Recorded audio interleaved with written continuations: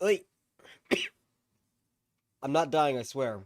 I just ate Taco Bell. It's stuck in my throat.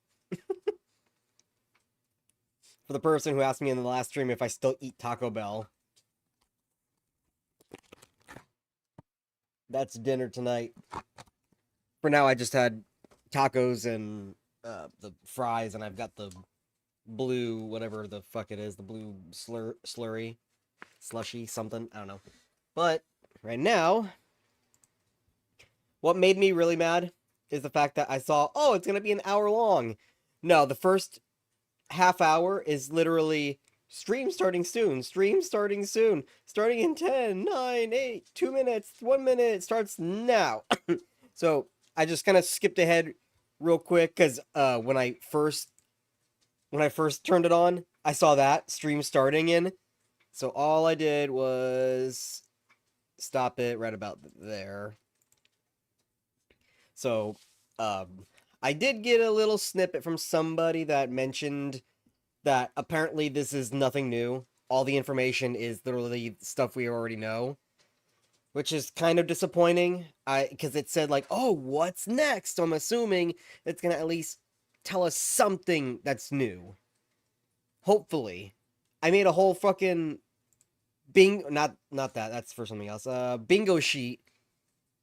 Assume I missed out on two pieces because I couldn't think of anything else. But I'm thinking, oh, they're gonna do something, and then it's like, okay, are they gonna do like a cutscene for midnight, like an in-game cutscene? We haven't gotten one of those yet, just the cinematic cutscene.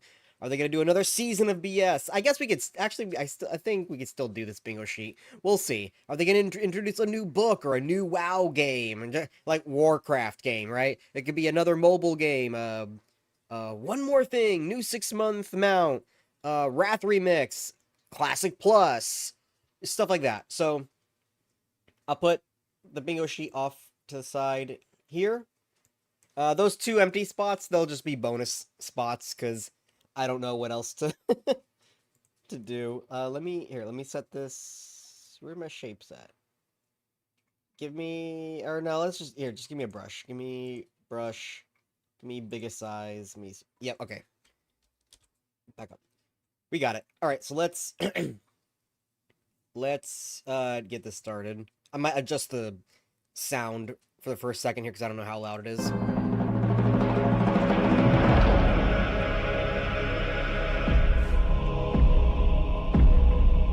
Two, one. So let's get right into it. Oh, see, now it's too little. Labyrinths. Wow, classic. BlizzCon. So what does this all mean? What the fuck? Wait, so hang on. Wait, I need to go back. That looked like fucking like Gary's mod shit. So let's get right into it. Housing. Labyrinths. Wow, classic. BlizzCon. So what does It's just furniture moving. It looks like Gary's mod. this all mean? This is going to be one for the ages. Oh, wait, that was one of my things. Ian Hazakostas.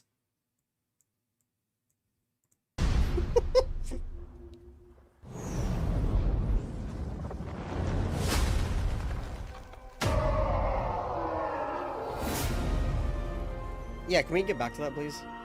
War.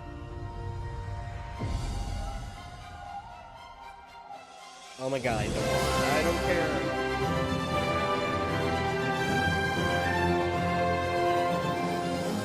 Why do we fight? To protect home and bring harmony. Oh, those are... Wait, hold on.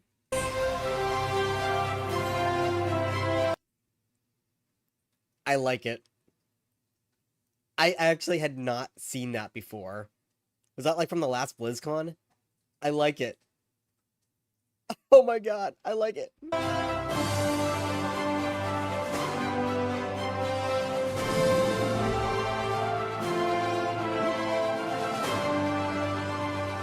This fight is far from over, and Azeroth needs her champion. Now, more than ever.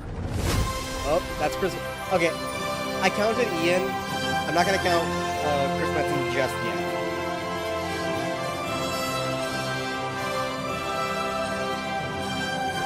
I need to... I saw that dude. Hang on. Where is it? It should be right here. Hang on. Where the fuck? I left it right here.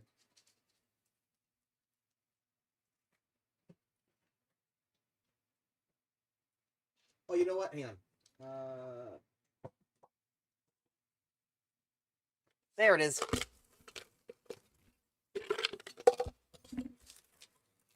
Ooh, hang on. I'm finding stuff I forgot I had. Got a Horde ring, a little Thunder Fury. I had it in my World of Warcraft cup. But that's what I was looking for. My orc teeth. I used to cosplay an orc. Seeing that dude, it's like, ew, ugh, tastes like dust. I wanna cosplay orc again. That'd be really fun. Whatever's coming. Oh, wait, whoa, hang on. Sorry, I'm more interested in the fucking cosplay right now. Oh, I see. He's got lights right there. At first, I thought that was a statue, but then I saw it was a person. He's got his face covered, and then right there, you can see his eyes, but there's little LEDs there. I like that. Whatever's coming, I'll stand with you.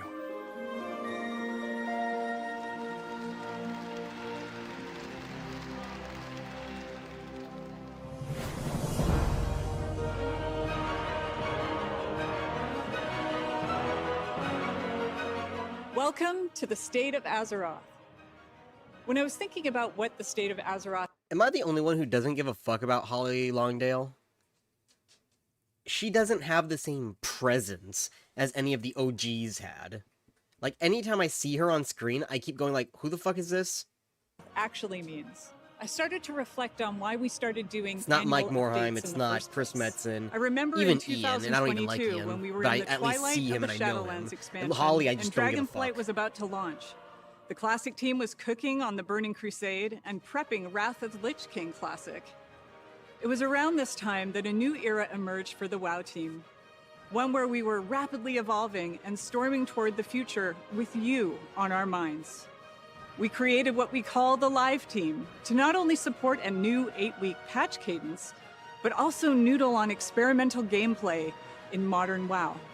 This led to Mists of Pandaria Remix, Legion Remix, Plunderstorm, Overcharge Delves, and more. I hated the remixes. This energy allowed us to be more confident, more committed, and more I'm gonna play excited Mists than of ever Pandaria. I'm gonna before go for play Mists both of modern Pandaria, and not classic Remix. WoW.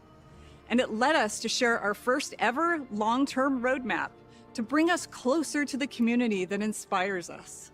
Our confidence and commitment since those days has not wavered, and we will continue to share our plans. So what does this all mean? Then and now. It means you are the spark that lights our way. The Warcraft universe Then put has it in lived in-game for 3 voting like decades because of OSRS. players who make it meaningful and who give us the opportunity Oh, and creative see, I'm more energy interested in the to friggin' make even cosplay. more of it. Today, we're on the cusp of the Midnight expansion, and we're excited for the stories that will be told, the memories made, and the triumphs we will earn together as we defend our world once again. Light versus Void has been ever present in WoW, and we will charge into the fray with the Heronir and Devourer demon hunters by our side. The campaign of Midnight is the kind of story that will find your heart, whether you've just joined us in Azeroth, been with us the entire 21 years, or somewhere in between. They say that- Together, we will experience all that Midnight has to offer as we work our way toward the third. I was like, she said that the light and the void have always been the story of Warcraft. They've been present, but they were never the story. The story was orcs versus humans, which then progressed into Sargeras. And I guess you could say kind of old gods, which used to be the void, but now they're their own thing, and the void is something different. I don't know. It's gotten so fucking expanded upon. It doesn't even make sense anymore. Third and final installment of the World Soul Saga, called The Last Titan.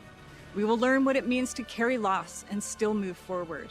Heroism isn't perfection. Does It's that a count as Last winding Titan road of teaser? choices we make when things are hardest. And when our idea of the world is shattered, Probably not. our notion of home will be paramount. There must be time for rest, creativity, and community. In short, housing. You've been asking for this feature since the early days of WoW. We wanted to build it, and we knew it had to live up to 20 years of hopes and dreams. And on top of that, whatever housing started with, it had to be poised to grow and evolve over many years and be guided by our players. And here we are, with player housing about to enter full release with the Midnight expansion. During Housing Early Access, you have absolutely blown our minds. I don't have a problem with housing itself. I play sandbox games, and the majority of that is just building your house, building whatever, right? So, I don't have a problem with that. I like that, and I like I've got two problems. One from actually having played a little bit of the housing on retail, and two, what it means in the future. What I played so far, I got a bunch of, decorations just off the bat because it, like, when it launches, it, like, looks through your achievements and what quests you've completed, and it's like if there's something awarded, then you just automatically get it. You don't have to go back and do it. Unless it's something that's a drop, then if it's a drop, you have to go get the drop. But if it's a quest reward or an achievement reward, then you get it automatically. So, I started off with a handful of stuff, but not a lot. Like, I could barely do, like, all those decorations there, I don't have any of those. And it's like, most of that, like, you probably have to go buy it, you have to go kill something, it's like, whatever, fine, that's cool, but at the same time, I think they should start you off with a good chunk, and then have even cooler stuff to go seek after, because it's like, you're starting off with essentially nothing, and then if you've been around and played the game for years and years and years, then maybe you'll start off with something, but it's not a lot. That's more of a nitpick. That's not really terrible. The terrible thing that I think is what's going on is you know the whole meme of if you get housing, you lose a raid tier? That meme has been around forever. I feel like we're losing an expansion. Because everything else that I've seen with Midnight is the other meme, Midnight. So my problem is they're gonna put so much emphasis on decorating, this, housing, decorating, decorations, that there's gonna be no other content in the game. It's just all going toward this other bullshit that doesn't really matter. Is it fun? Is it side content? Yeah, sure, cool. I don't have a problem with that. I have a problem with now the rest of the game is left to, you can't really do anything. It's like in Cataclysm. They spent their whole development team revamping the old world, and then there was nothing at Endgame. That's the comparison. The first 2 weeks alone, you all spent over 4 million hours in your houses and neighborhoods. That's over 450 years. And you placed over 14 million decor items in that time. The most gold has been spent on the secretive bookcase wall, of course, because who doesn't love a secret door? I always say, I think I had never a secret underestimate door. I don't players. remember. It wasn't the bookcase, and thank you though. for proving me right over and over again. Awesome. It's been a beautiful reminder that everyone enjoys Azeroth in their own way. And on that... Oh, another thing that I had a problem with playing it, I absolutely hate the fact that I can't move my house to a different location. Like, you're just on that, whatever it's called, Windshore Island, or I don't remember what it's called, but it's just an island that looks like the Barrens. It's like, the Barrens are cool, but that's the only aesthetic. What if I don't want it to be in a dry, yellow area? What if I want to be in fucking Grizzly Hills? Or at least an aesthetic like that. What if I want to be somewhere else? I can't.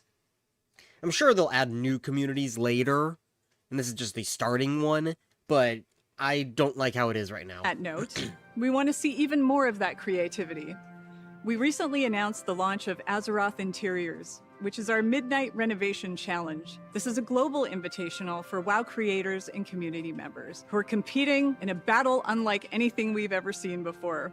Instead of swords and shields, their weapons are mood boards, boundless creativity, and finesse with our tools. So head over to your favorite creator channels and check out their concepts for what they will be building over the next month. Over time, our updates to housing will be driven by what you want and what you need to make your dreams real, as you continue to explore, imagine, and push the tools to their limits. We'll have more about the updates you can expect in housing in a few moments.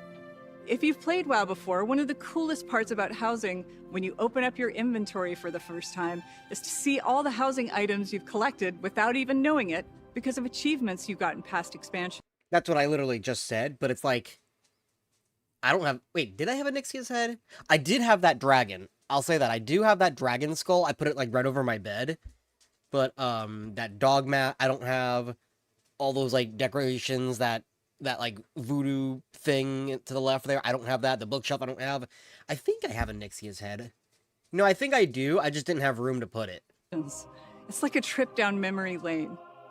And speaking of memories, let's talk about WoW Classic. Over the past 6 years, I really can't believe it's been 6 years. Hang on one second. You know what? I'm gonna cross off one of my free spots because I didn't write down deep dive into housing, and I should have. Did I? No, I didn't. So I'm just gonna put that as one of my free spots. But they're gonna get into classic, so I've got a bunch of different classic spots on my bingo sheet. We'll see what we get. Classic has been an expression of love for the early years of WoW, The state and of bringing copium. it to you in a variety of flavors. Between our hardcore... Oh my god! Wait, I remember doing that. Hang I on. can't believe it's been 6 years. Classic has been an expression of love for the early years I haven't done it of on the WoW, private servers, and but bringing it to I've you done it in a variety of on flavors. that. I haven't done it on a private server before, but I did do it on Classic, because when Classic first came out, I went hard. I got to level 60 in like a week and a half, which wasn't the fastest, but it was faster than the majority of players. Like, I was the only one in my guild sitting at level 60 for a good week. Like, it was like, oh my god, what am I supposed to do? And finally, after a couple days, it's like, okay, I can finally find a group to do high-end content with from other sources and stuff. But that right there, I got that freaking bow, and I did that, and oh my god, it's so freaking hard. You just have to kite that motherfucker. Between our hardcore seasonal and progression Which, rounds... by the way, they just had them in there was like a group of players there. You cannot do that quest in a group. If any other player interferes, you have to start over. You've shown us the ongoing potential of WoW and Classic are limitless. We take that to heart, and we will continue to honor that. Today, Miss Pandaria... Okay, so let me see.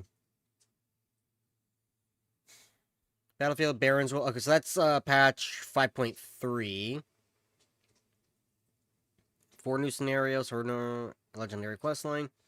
Phase 5 is going to be patch 5.4. Timeless Isle, Siege of Orgrimmar. Okay. So nothing until BlizzCon, it looks like. Classic continues in the original Classic realm. Did I put in Miss Pandaria Classic? I didn't because we're already on Miss Pandaria Classic, so I didn't think they were going to talk about it. With the next major milestone being the release of the Escalation update in a few weeks. It includes a new quest campaign, new battlegrounds, scenarios, You know, and more. on We're going to Stormforged, I actually could not figure out how to start the Baron's World event. I saw it there; it was active, but I thought you just go and do the events, and it didn't happen. So either it was bugged, they didn't actually do it, or there was a way to start it and I couldn't figure it out. Release the Mists of Pandaria patch. Go to BlizzCon, dude. If this was like 10 years ago, I remember begging my mom, like, "Can I please go? Can I please?" And 10 years ago, I was in my 20s already, but my mom was dating a guy at the time who was from California, so she went a couple of times with him, and she always goes all over for work. But I was like, "Oh, Mom, next time you go to California, I want to go. I want to go see BlizzCon." And she thought about it. She's like, "Oh yeah, that sounds pretty cool." And then it slowly started getting into the point where it's like, Blizzard kind of sucks now. Maybe I don't want to go to BlizzCon. Patches over time as we have with previous expansions. And you can expect the Siege of Orgrimmar and the return of Timeless Isle later this year. I did get to do all The that. launch of Burning Crusade Stormforged. Classic on our anniversary realms is also on our doorstep. Another round of Illidan taunts and Fel Reaver terrors. The Outlands, I need Kara, to. Mag, and more are coming later this year. I need to too. find a private We also server launched that will let me breeze through vanilla content and go straight to TBC content, because I need to replay TBC and Wrath. Like I played a little bit of it when it was the last round of Classic, But that's been like 6 years now, so it's like I don't really remember. And then I didn't even finish Wrath. I started playing it on Classic, and I just didn't finish. Seasonal Titan Reforged realms in Classic for our players in China. Why? Not only are our audiences between Modern and Classic unique, but so are our WoW players in China. We made those realms for them, based on how they play. And that's not all we're cooking up. I can say with confidence that all Classic players across the globe have a lot to look forward to. I'm really excited to announce that... I guess we'll save that for later. So, back to where I began. What is the state of Azeroth? It's alive. So I guess, excuse you. I guess Classic Plus will be announced at BlizzCon. In all its forms, incredibly vibrant and getting brighter. And we plan to keep it that way with your help and guidance as we listen to your feedback and act on it. Soon you will see us launch surveys and games so we can... Wait, that's one of my things. The We Hear You. Where is it? Where is it? There, We Hear You. We're listening to your feedback. We hear you. Also, I'm going to cross out this is just the beginning, because I know I don't think they said exactly this is the beginning, but they said something similar to that. And player agency. We're crossing that out too. I don't think we've heard one more thing just yet. See, I was assuming that they were going to announce either WoD Classic or Legion Classic. If they do a remix, like WoD remix or Wrath remix, like definitely a Wrath remix. That sounds like they would do that. Let's see. They haven't done Midnight yet. We're not done yet, so let's keep going. Get your thoughts and feedback. Listening. More survey, dude. I literally just, I don't remember if you had jumped in right when I said it, but they need to do voting booths, in-game voting booths for players, and you can only vote if you're so many levels or higher. That way you don't get all the spam. Like you have to be like level 30 or higher, because at least at level level 30, you have to put in at least a couple of days to a week's worth of, depending on, how fast you are at leveling, but a couple of days to a week's worth of leveling to get to level 30. So you're not going to have just random bots or random accounts making level 30s right away to vote. You're going to have to put a little bit of effort into it, but that means the majority of players who are actually playing the game can vote. Like, that's what I would say. Like, you can make it a little bit higher level, and definitely not everyone level 60, because there are a lot of people who are just slower at leveling. The first time I ever played World of Warcraft, the first time ever, it took me a year to get level 60, but now it's like I can get it in 2 weeks if I really tried. But I think level 30 to 40 is a good middle ground. Like, so you can't spam the stuff, can't have bots, well, most bots, but then the players will actually choose what they want.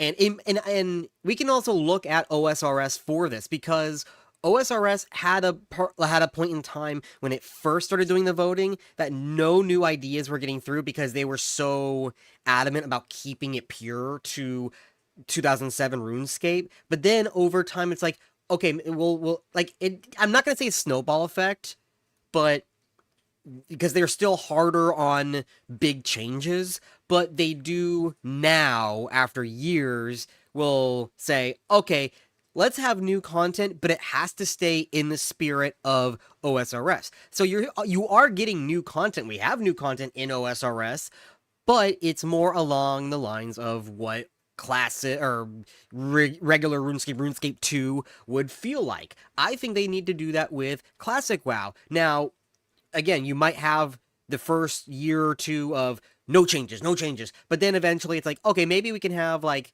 the same kind of like quality of life that a 3.3.5 client would have. By that, I mean, your mounts don't drown when you go into the water, hunters don't have dead zone, stupid shit like that. Those kind of changes, I'm completely okay with. We do not want, actually, wait, no, I was gonna say we do not want transmog, but what was it?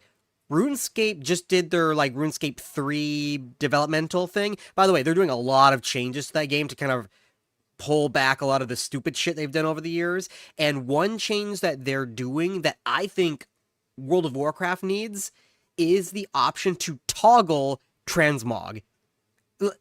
Like if you could toggle whether you see other players' transmogs or not. That way, you can have it and not have it at the same time. So you can turn it on and see everyone's shiny armor, everyone's transmogged, and then you flip it off and everyone goes back to what they're wearing.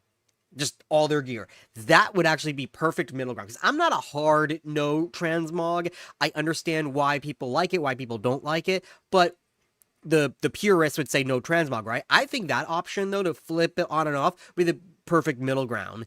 Now, other things like, I'm trying to think, like adding flying. Hell no, we're not adding flying. Even flying in the newer expansions, I'm like, this is fucking bullshit. I'm skipping the whole world. Anyway, let's keep going. To you is our commitment. We mean it, and we aim to keep proving it. We want to give you the place, space, and tools to play how you want to play, and live how you want to live in Azeroth. That's our North Star. We want our humble universe to be the place you go to when you have a bit of free time, when you need to recharge alongside your friends and family after a long day, or when you need an escape. Let off steam by conquering a boss, role-playing, now decorating. Oh, by the way, that's another thing I fucking hate. Let off steam by conquering a boss, role-playing. Oh, you can't see my mouse, but that kind of stupid shit costumes like that. I fucking hate that there's any kind of onesie or stupid costume shit like that in Warcraft. I hate it. I hate it so fucking much. Now decorating. Mogging, PvPing, exploring, whatever. A fantasy home in every sense, where strangers become friends and friends become neighbors. She said, oh yeah, let's roleplay. By the way, Moonguard Horde side is dead. I played on that server for more than 10 years on Horde side roleplay server. The roleplay side, rather. Or Horde side. And I logged on to play retail just to see what's going on and stuff like that. Yeah, it's dead. It was like fucking Friday night, Saturday night, evening, night, whatever it is. It should be packed. There was no one. It was fucking dead. I mean, it's always been an Alliance server, but there were still people to play on the Horde side. I think they all moved to Wormrest Accord. And we have a plan to help those of you looking for your people. Those players who enjoy the same things in WoW that you do. We're calling it the WoW Ambassador Program, which is all about the community helping the community, as it often does. This is less about us and more about you. A bit of an experiment to help connect you with players and communities that are filled with others who play how you play, or how you want to play. Our ambassadors are helpful friends from within our very own WoW community, and you can check out our website for more details. Don't they already have that, like on the forums or some shit? I'm pretty sure they already have that program. As you know, community is our mainstay, and in the era of housing, we wanted to do what we can to support. Really, it's equivalent to like a Reddit mod. That's all it is. It's just a regular guy. You're no different than anyone else, but because you have a little symbol next to your name that you're a community whatever, you think you're special. Support those who need more than pixels when it comes to having a place to live. This year, we're excited to be partnering with Habitat for Humanity. This helped more than with them all the time. Rufus loves to build, something you'll see in action if he's left idle for too long. Those of you who play Modern WoW will also get a doghouse, a bowl, and a bed. We're incredibly excited to be supporting Habitat for Humanity this year, and we'll have more information to share. You are our heroes, our heartbeat on 2026, and of course, at home in Azeroth. All right, you get something now? I need to fit. By the way, hang on. These Herondir people, they made such a big fucking deal about them. Like she takes up a third of the intro cutscene of War Within, and they were like made to be this big thing. I played through War Within, and she literally had like 3 quests, and she's just like hi, bye. and then the next time I see her wasn't until the fucking Goblin patch, which, by the way, I will say the Goblin patch is fucking amazing. War Within in general is a shit expansion, but the Goblin patch is actually really fucking good. I love it. But she shows up back there and she's like, like, oh, the goblins are polluting. She calls it like the black blood. It's like old god blood or some shit. I don't know. We don't really exactly know what it is yet, or at least they're not explaining it well enough. But it's like old god blood. But it's like, oh, it's like the goblins are digging it up. So it's like, oh no, the goblins are polluting. There's black blood everywhere. Oh, and then she's gone again. It's like, okay, bye. I'm gonna go do goblin stuff now. They're fucking nowhere in the fucking expansion.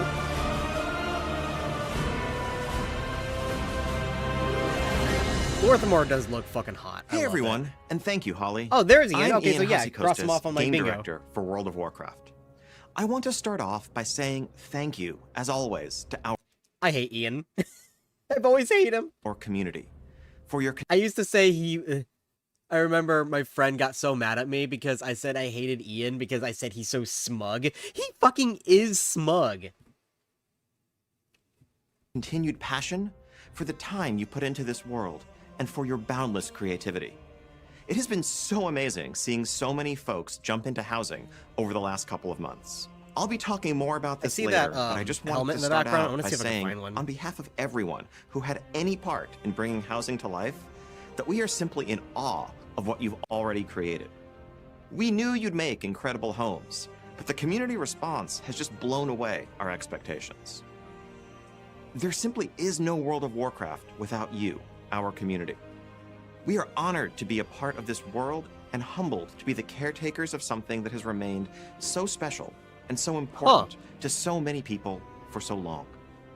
Today, I don't know I'd what like to these are share made with of, you but a I'm bit seeing of it what we're anywhere up from to like with World of $150 to Warcraft. In terms of the $300. right now present That's not stuff, bad. the fast approaching launch of Midnight, and a small peek at some of the bigger things that we have planned for 2026. Now, obviously, I can't wanna go get too one. far into all the details, especially with so many of our plans tied up in story spoilers and us wanting to keep some surprises. But we think there is a ton to look forward to for all residents of Azeroth in the year ahead. So let's get right into it. As we stand here today, we are just over a month from launching Midnight and getting the game into your hands. What the fuck is that? The team is working hard to polish up the last details of the expansion, Midnight Deep. iron Or out bust bugs, that out. refine features, and just overall get this thing ready for you to Oh, real quick. So fucking what's it called? MMO Champion spammed my subscription list this morning with music from the new expansion coming up, and I'm like, okay, you spammed my list, but let's listen to it. I listened to the login music, and I'm just like, I feel nothing. Okay, well, maybe it's because I don't know any of the songs yet, because, you know, it's always like a compilation of the different songs from the expansions. It's like, okay, I'm not familiar enough with the songs. Let me go listen to some other songs, you know? I'm not going to know the zones. I'm not going to have a attachment to them just yet, but let me listen to Silvermoon. Let me listen to Eversong. Let me listen to Zulaman.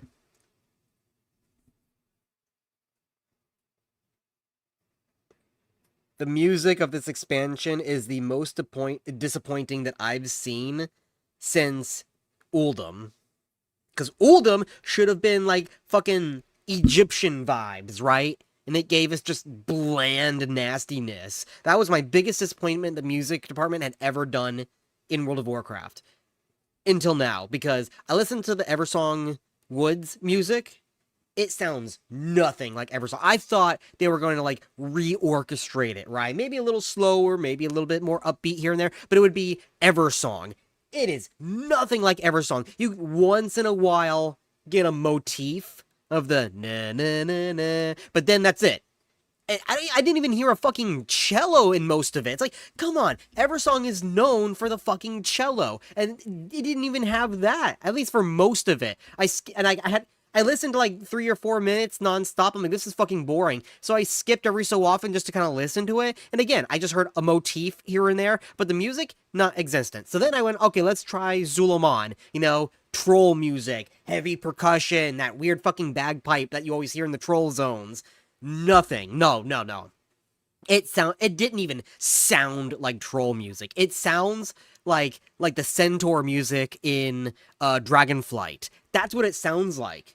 Like, it doesn't sound like troll music at all. I'm so disappointed. dive into in March. What? Why does this... Okay, that I like that. That looks cool. But, real quick. From launching Midnight Why does this look like Zangar Marsh?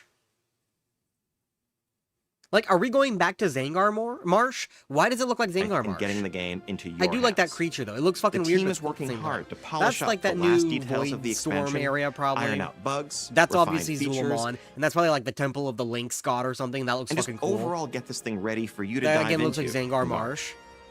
But between now and then, there's still plenty to do and see in WoW today.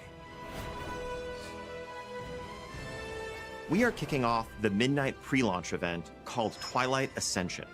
This event will run until Midnight's launch on March 2nd. This is where the stakes start to crystallize, and the threat we face begins to take real shape, and the void makes itself felt in our world. This is a repeatable event in which you'll join Magister Umbric and Grand Magister Ramath in their efforts to keep the Twilight's Blade at bay at locations around the world. You'll be killing rares, completing world quests, and defeating bosses as you earn limited time rewards like pets, mounts, transmogs, and of course, some fresh housing decor for your home. The 12.0 pre-patch that I do need recently to went do live this. also I includes haven't a played ton of since the new Hytale features came and out, so I need to improvements play. that are tied to Midnight. Demon hunters out there can get started playing the new Void-themed Devourer range specialization. I hate that just because I used to be really big into Demon Hunter lore. I roleplayed as a Demon Hunter for years before they even became playable. Like, I knew everything about Demon Hunter lore until they fucking ruined it in Legion.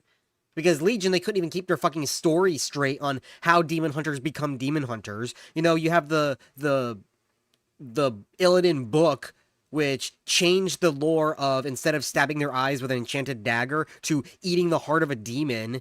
And it's like, no, that's not what it is. But then they changed their mind again, because then they did the Illidan cinematic, not cinematic, the Illidan animatic, where you see the chick having flashbacks of becoming a demon hunter, and then she stabs her eyes with the enchanted dagger. It's like, pick a lane, like pick. You can't even fucking sit straight on your lore. Or in the Void same Elf Demon expansion Hunters can be unlocked with a short quest line. Some of the baseline systems improvements and updates that went live include our new Transmog 2.0 system, which includes situational outfit swapping, an improved UI, and finally, slot-based I will say I like transmog. that. That way you can like, oh no, wait a minute. Oh, situational. I was gonna say, is it like a saved state? You just, you know, no, it's like, okay, you're in combat, it switches armor. Now you're not in combat, switches armor. I guess you can kind of make it work, but I don't know. That feels kind of stupid to constantly re-transmog and every time you get an I don't know upgrade. really why. For players new to PvP, learn the ropes in the training grounds. Expanding and revamping Didn't we the already idea have found training in grounds? Comstomp, players will join a battle against smarter game-controlled opponents Oh, in Arathi Basin, this is for Silver PvP. Shard It's Mines, and Battle NPC for Gilneas. PvP. Also kicking off the Okay, so the NPCs, so the first time they ever did that was the islands in Battle for Azeroth, and the NPCs I thought at the time were pretty good. They actually should have had them in the Warfronts. Like, they should have had them in the Warfronts, but they didn't. So I thought they were pretty good. And then they're reutilizing it because in War Within, you can do dungeons just with NPCs. You don't get as good of gear as if you played it with players, but it allows you to play at your own pace and learn the dungeon without, you know, people screaming at you that you don't know what the fuck to do. So I did that because it's like, you're now at the tail end of the expansion. All these motherfuckers will expect you to know it because they're like, oh, we've been playing this for 2 years. You should know how to... Bro, I literally just bought this expansion a day ago. I don't know these dungeons. So I did it with the NPCs, and I was able to go my own pace without everybody zipping around. I don't know what the fuck's going on. It's like, okay, there's actually a couple of puzzles you have to do to get to the next part of the dungeon, which slowed my pace down dramatically, and I hated it, but at least I figured out what to do. It's like, okay, I'm understanding what you're supposed to do. So it's like, I don't mind what they're doing with the player-like NPCs, because it gives you that chance to learn and go your own pace, but they also don't reward you at the same level. You have to play with other players to get that same level. this week is the Winds So of I don't mind Mysterious that. Fortune, I actually do a like limited that time event where thing. XP and reputation gains are boosted across the board, especially reputation. We think this is Oh, well, another that will great help way to me get fucking caught up boost ahead up my of rep, midnight, because right now I whether can't it's do shit leveling without an my alt rep. to join the fray, or I hate the new rep system, by the way. I fast hate it. tracking some of those rep-based I said that in decor my items that you've been Dragonflight chasing. thing. And as part of this celebration of midnight,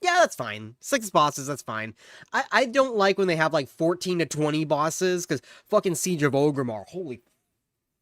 That was like a 14 boss raid. That took hours. It's like, oh, on multiple settings, but, or sessions rather.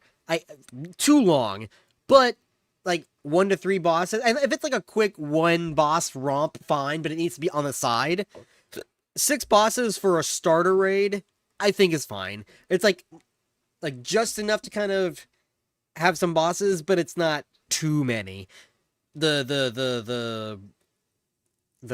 is the name of that raid? The Goblin one from the Goblin patch in War Within, I think has too many bosses. A lot of them are freaking good. I thought they were fun. They were, except for like 2 or 3 of them, but most of them were fun, iconic looking. They were great, but there was too many of them. And one of them gave me PTSD from when I used to raid in Cataclysm. Off, we have the 6th boss raid, the Void Spire, that really is going to be the beginning of a capstone to the story that we're telling at the start of Midnight. We're also going to have a smaller 1 boss raid called the Dream Rift. Oh, see, like what I said, like a quick little 1 boss raid on the side is completely fine. And they haven't done that in years. They're actually adding one. As well as 4 new world bosses in the outdoor world. Okay. As we kick off... If they don't cycle. That was one thing I hated in Battle for Azeroth, was there were world bosses, but they cycled. So it's like, you couldn't just go and do them whenever. It's like, whoever is up for the week, and then you can only do them once. It's like, motherfucker, no, just let me pick and choose. If you're gonna lock me to a week to loot them, that's fine, but let me pick and choose who I want, when I want, or do them all in one big go. Don't cycle it. I hate it. Hopefully, because it's only 4, they're not gonna cycle it, but we'll see. Our seasons, we're gonna have a new pool. Updated Mythic Dungeon Pool, 4-minute, 4 leggings. Oh my god, I hate when they do this! I hate when they do this. So that means your Mythic dungeons, there's only gonna be 4 new dungeons, and then 4 dungeons that we've done before. It's like, that's only 8 dungeons. The problem is with these limited amount of dungeons is when that's your only endgame or the optimal endgame, you're doing it over and over and over and over. And when you do the same fucking 8 dungeons over and over and over, you get bored. Boring. I don't want to do the same dungeon fucking 20,000 times. Fucking, if you're gonna do legacy dungeons, just do all of the dungeons. The praise system is a thing when in the open world, randomly mobs can attack you. If you accept these quests, they will give you a high... But can... Okay, so if I'm understanding you, so it's a system that it's a toggle. You turn it on, and enemies can basically have a bounty on you, and they can attack you randomly in the world. And if you defeat them, then you get rewards. Is that correct? Because if so, that was actually a system that I recommended and introduced to the Azeroth at War team. I didn't call it praise system because it didn't exist when I came up with it. I came up with this idea like 2 years ago, but I introduced that for they're not going to do it, by the way, so this is not a spoiler. They're not going to do it, but it was going to be something for Duskwood. So when you do all of your questing in Westfall and you do the Defias, well, now that you've defeated Van Cleef, they're out for your blood. So while you're in Duskwood, you could have Defias or Defias Elites or something kind of stealth around the zone, and if you happen upon them, then they're going to come after you, but it would be like, you know, vengeance for Van Cleef or some shit like that. And then they can have rare items, or just, you could loot their mask. Like, it would be like a special, like, officer mask or something. And then you could turn that into the Night Watch for rewards. Like, I introduced this kind of system years ago for different private servers. Okay, see, now that actually sounds cool. See, if it is what you're saying it is, I like that. I'll turn it on the moment I get Midnight. Because I am gonna play. What is making me play Midnight is just because I want to see Silvermoon and Zulaman. That's really the only reason why I want to play. Because I used to, as I said, I used to roleplay on the Horde side on Moonguard for like a decade or so or more. And for the first half of it, Silvermoon was the roleplay hub, and then it went to Orgrimmar, and now it's dead. There's no roleplay on the Horde side anymore in Moonguard. But I spent those first few years in Silvermoon. That was the roleplay hub. So I have a lot of nostalgia for Silvermoon. I want to go and see it. Of Mythic Plus dungeons, 4 new Midnight dungeons along with 4 updated Legacy dungeons, our new Delve season, and of course a new PvP season where you can test your skills and earn cutting-edge rewards. Dragon. And with the training grounds I mentioned earlier, hopefully there'll be a smoother on-ramp into PvP for those I don't who are mind trying that. to get into That's the ecosystem fine. for the first time. The only thing is, I want them to give you rewards, but not enough if you're not playing with other players. That's the thing. Now, a couple of weeks Because after you want to that, feel like you're actually earning something, that you're there for a reason, not besides just practice. Because that's what it did with the dungeon, with the NPC dungeons. You can get gear, it just wouldn't be as good. But considering I was just starting off, it was better than what I had. So I was like, okay, we're cool. also going to have a 3rd raid zone, the March The March on Quel'Danas, 2-boss raid. Well, are those the 2 bosses that you fight at the same time? on Quel'Danas, a new 2-boss Oh, no, they raid go to that different. really caps off this initial chapter of the Midnight story and brings us closer to what will come next. So wait, are you gonna have all 3 of these raids at the same time? Because if so, that's fucking beautiful. Because I've hated it that it's like 1 patch, 1 raid, when originally you would have multiple raids for the first patch, and you could pick and choose between which one you want to do. That way, again, you're not doing the same thing over and over. It's like, okay, one night I want to do this raid, one night let's do this raid.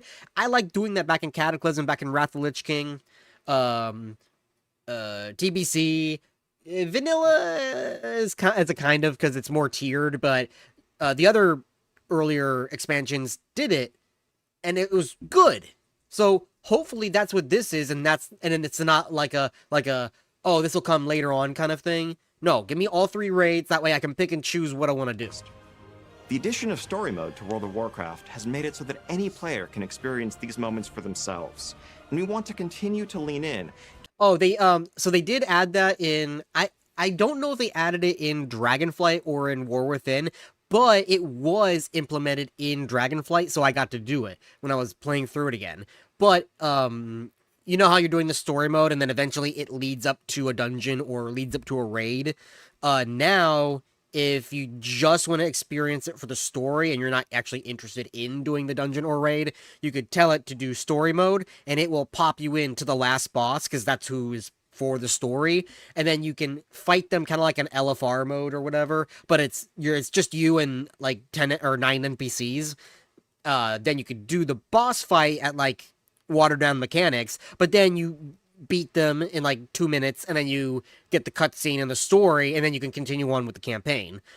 That's fine. You're not really, it doesn't reward you gear for that. So it's like, okay, I just want to do the story, beat this boss, and move on to the next part of the story. I'm not ready for the raid, or I'm not interested, or whatever. Then you could do that. I think that's completely fine. You're not getting raid gear for it, so. Giving you ways to live the story of Azeroth no matter how you choose to play. Whether you want to jump in and tackle raids, do delves, or just hang out in the Arcantina. Been there, and have done a that. chat. Our goal, as always, is to give you lots to So you do walk right and into the tons trap. to choose among. And we can't wait to see how you choose. One thing with the delves, though, Is to give you lots to do and just there because you can see, what's her name? Valera, Verisa, whatever her name is. Something Sanguinar. What the fuck is her name? Anyway, I don't like how it's just one character. Why are they limiting us to just one character? Why can't we choose? Like, whether it's a pool of characters to choose from or something, because I don't like it being the same. Well, what if I don't want to do a delve with her? I don't even like... I mean, it's not like I hate Bran, because Bran Bondsbeard is the one who do delves with in War Within. It's not that I hate him, he's not my first choice. He's not my second or my third. He's down toward the bottom. I don't hate him, but I don't really care for Bran. It's like, what if I want to go in a delve with somebody else? Or just give me a random NPC, a new character. You know what I mean? tons to choose among. And we can't wait to see how you choose to adventure across the unfolding story of Midnight.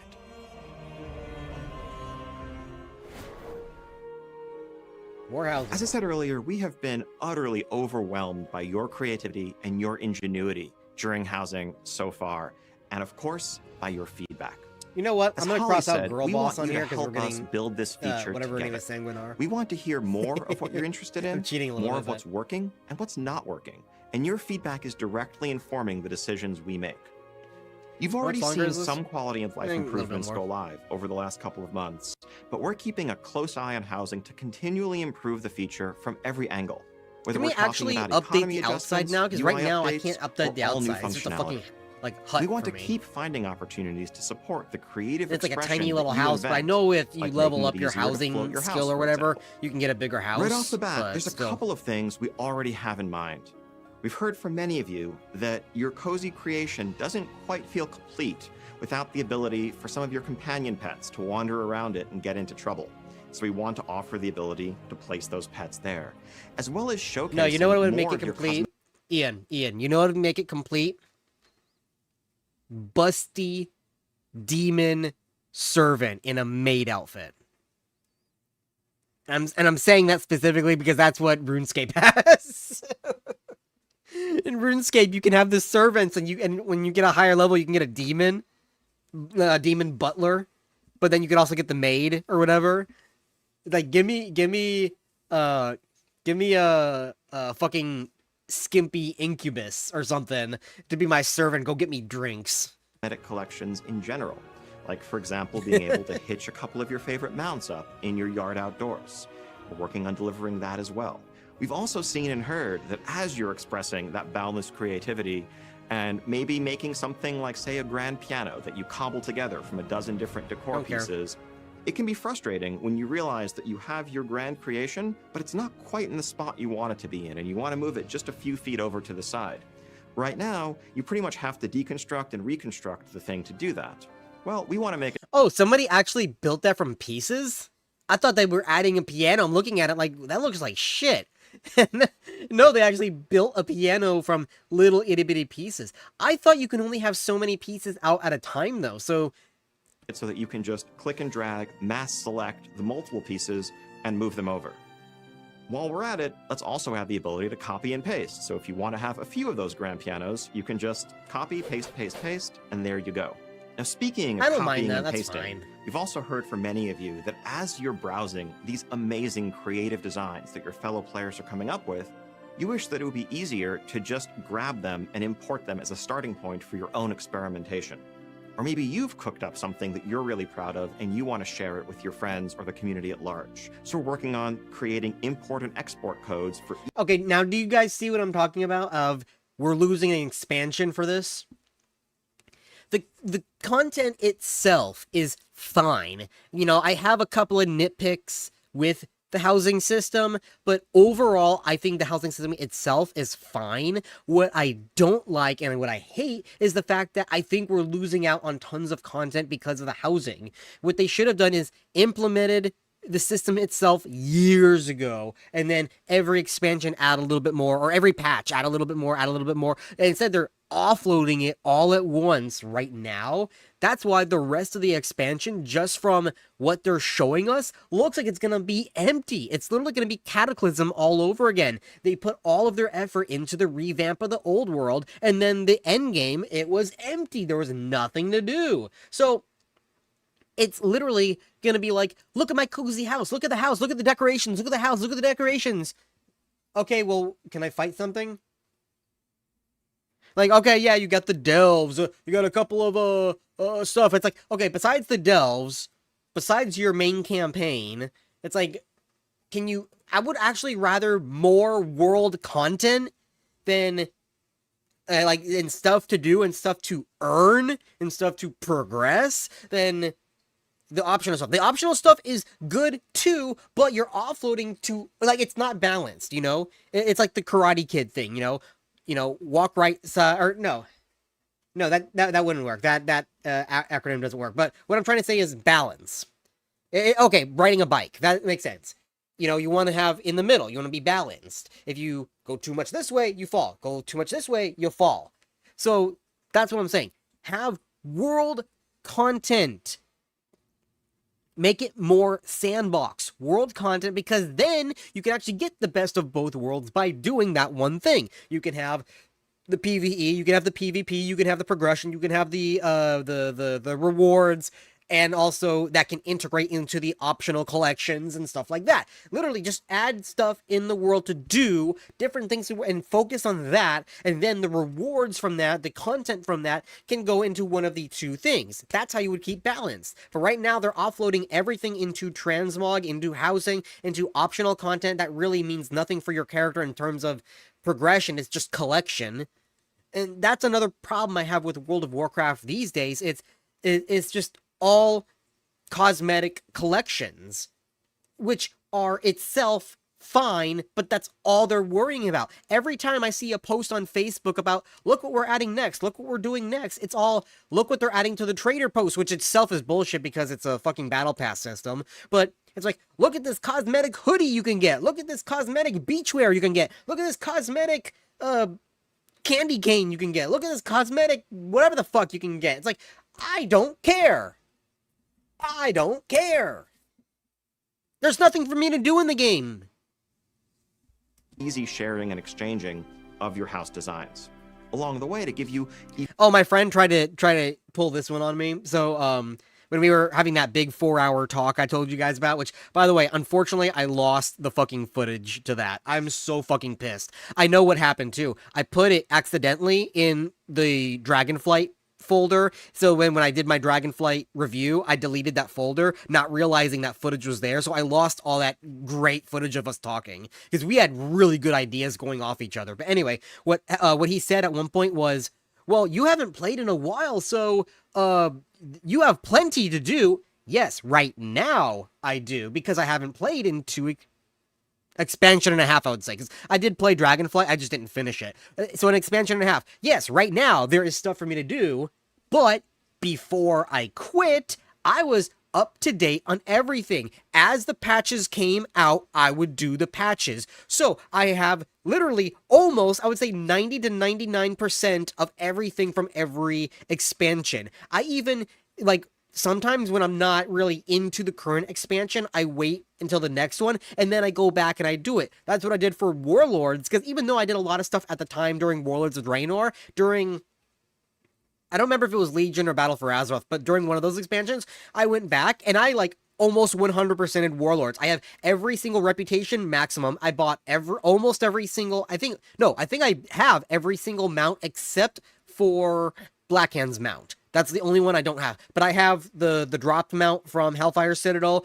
I have all the garrison mounts. I have all the reputation mounts. I have all of the rare dropped mounts. Like, I have everything in Warlords of Draenor except for that one mount. So, yes, I can confidently say I have 99% of that expansion.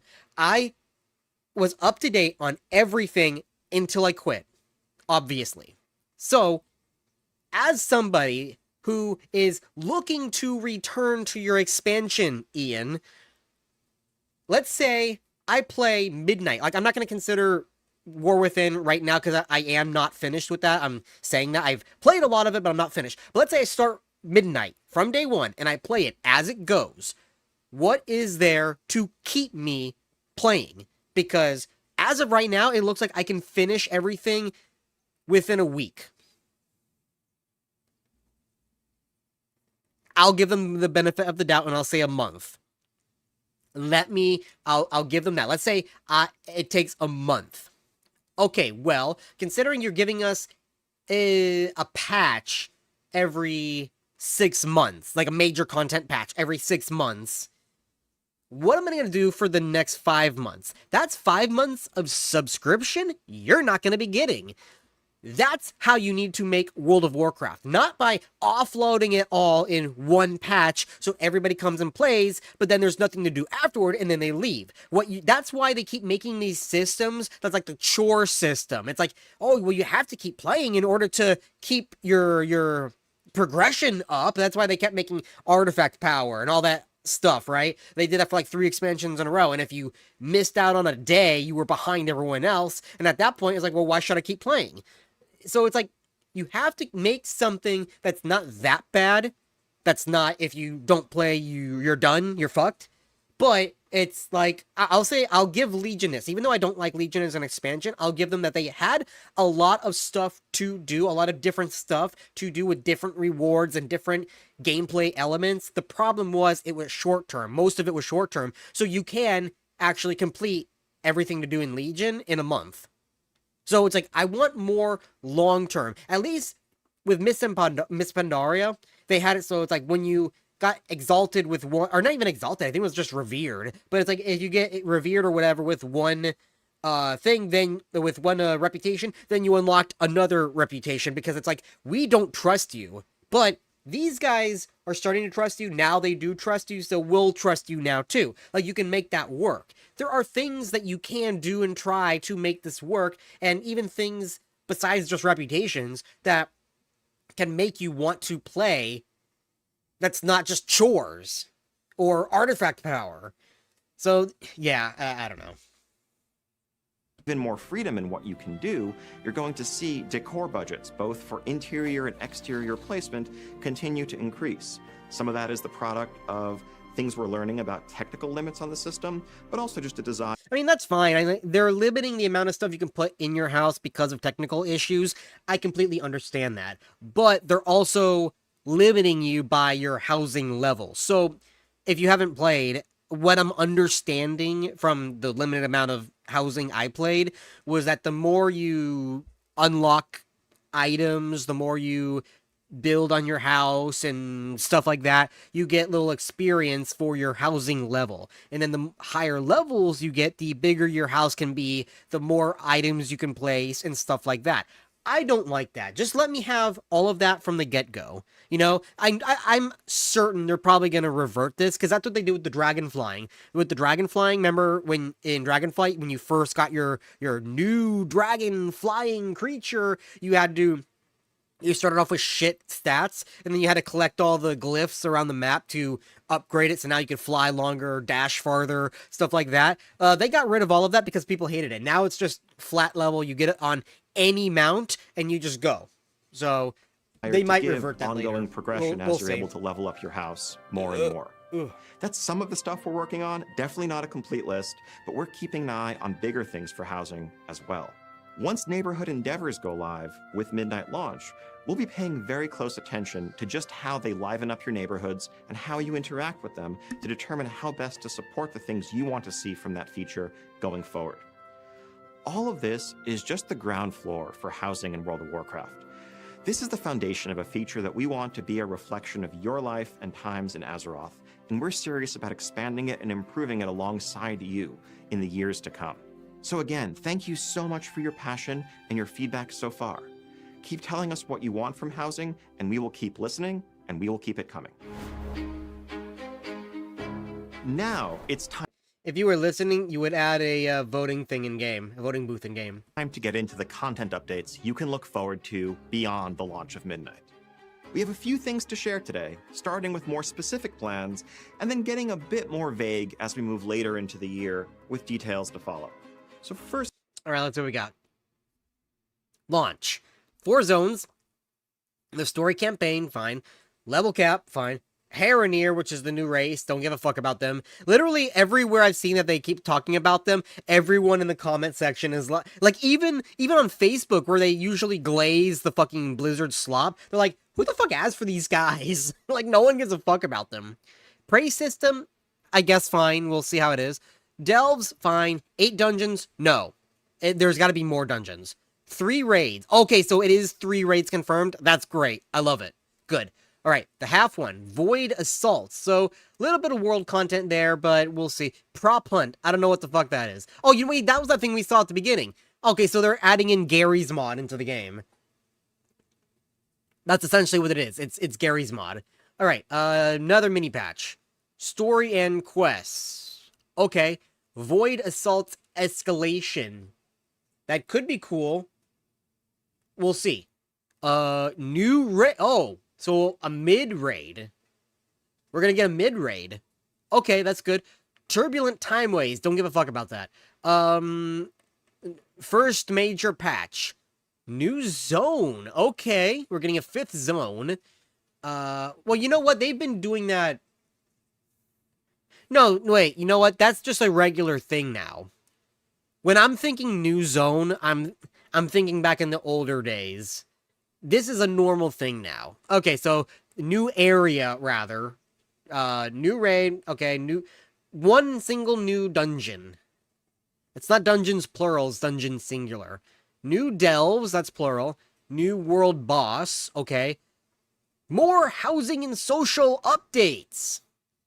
So we get the par for the course stuff, and then housing. You see what I mean? That's another point to my argument.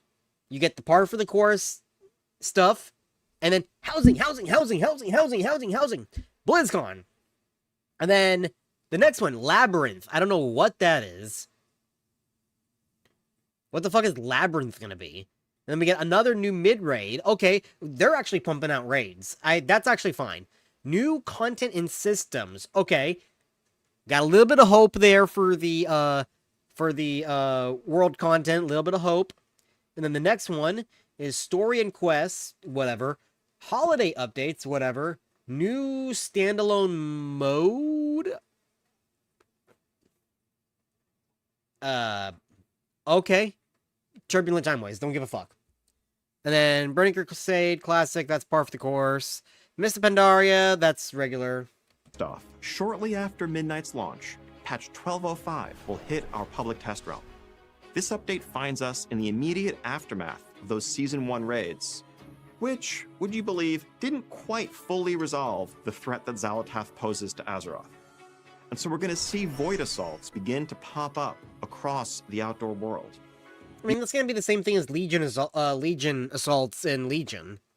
These will It's the bring same new shit. enemies for us to fight, new reasons to rally to defend Azeroth, and of course, new rewards along with it. On the lighter side, we're also going to be adding a prop hunt-inspired event as a small diversion from this pitched battle raging between the light and the dark. See In what this I mean? event, you're going to queue up and find yourself on a team facing off against another small team of 5 in a location like Silvermoon City or the Alliance and Horde neighborhoods, where one team uses enchantment and illusion to disguise themselves cleverly as innocuous props and try to hide in the environment. Now, I'll say that this kind of stuff can be funny because there's a mod for old school RuneScape that if other people have the mod too, you can do something like this. You could do this same thing. And I watched, I don't remember if it was Jimmy or somebody else, but him and a bunch of other YouTubers who play RuneScape played it. And it's like they all picked a thing and they hid. And then the one person's got to go around and find them. And it was actually really fucking funny. Like, I'm laughing my ass off watching them. But they made it funny. This thing, again, as a standalone in a vacuum, it could be funny. But when you're focusing on this and not actual content, like, beef me up with world content and then you can focus on the stupid shit like this. That's my problem. They're focusing too much on the stupid shit and not on the beef. You know what I mean? While the other team tries to seek them out. Blizzard loves to timegate and reuse old concepts for new features. Motherfucker, I'm not meaning to insult you. I'm just saying out loud. I have been saying this for fucking years. That's why when I'm trying to think of a good example. The Delves are an upgraded version of Torghast, which is an upgraded version of Wither Training, which is an upgraded version of I'm trying to think. I'm trying to go back far enough in my memory. Wither Training, which is Legion, which is like a another version of what's that thing in Mist of Pandaria? The drove hunting. It's like a lot of their systems have been done before over and over. Like, what was another one? I'm trying to think. I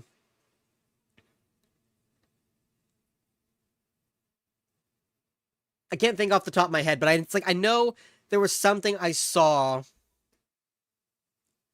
in one of the other things I saw that I was like, that's basically just this system. Oh, you know what? Okay, so this is not what I was trying to think of, but as I said before, the new, whatever the fuck it's called, the new tavern, I'm gonna just call it that, the new tavern system with the quest givers showing up every so often, that's already implemented in the game from the garrisons. Like, we've already had that system before. So it's like, they've been doing this for years now, where it's like they just recycle old content with a new paint. And my friends are like, oh, but because I would say like for the last 2 expansions or so, I would say there's nothing new. They're not adding anything new. Like, what do you mean? What about this? What about this? I'm like, that's literally just this that we had 3 expansions ago. I wonder what the OG creators of World of Warcraft think of the game now. So, I don't know about... Well, no, we do have a couple of people like, I think Ghost Crawlers talked about it, I'm not sure. But I know Mark Kern hates where it went. He's a classic guy. He does not like this new stuff. A couple of other people come out and said stuff. And then in terms of the story... So...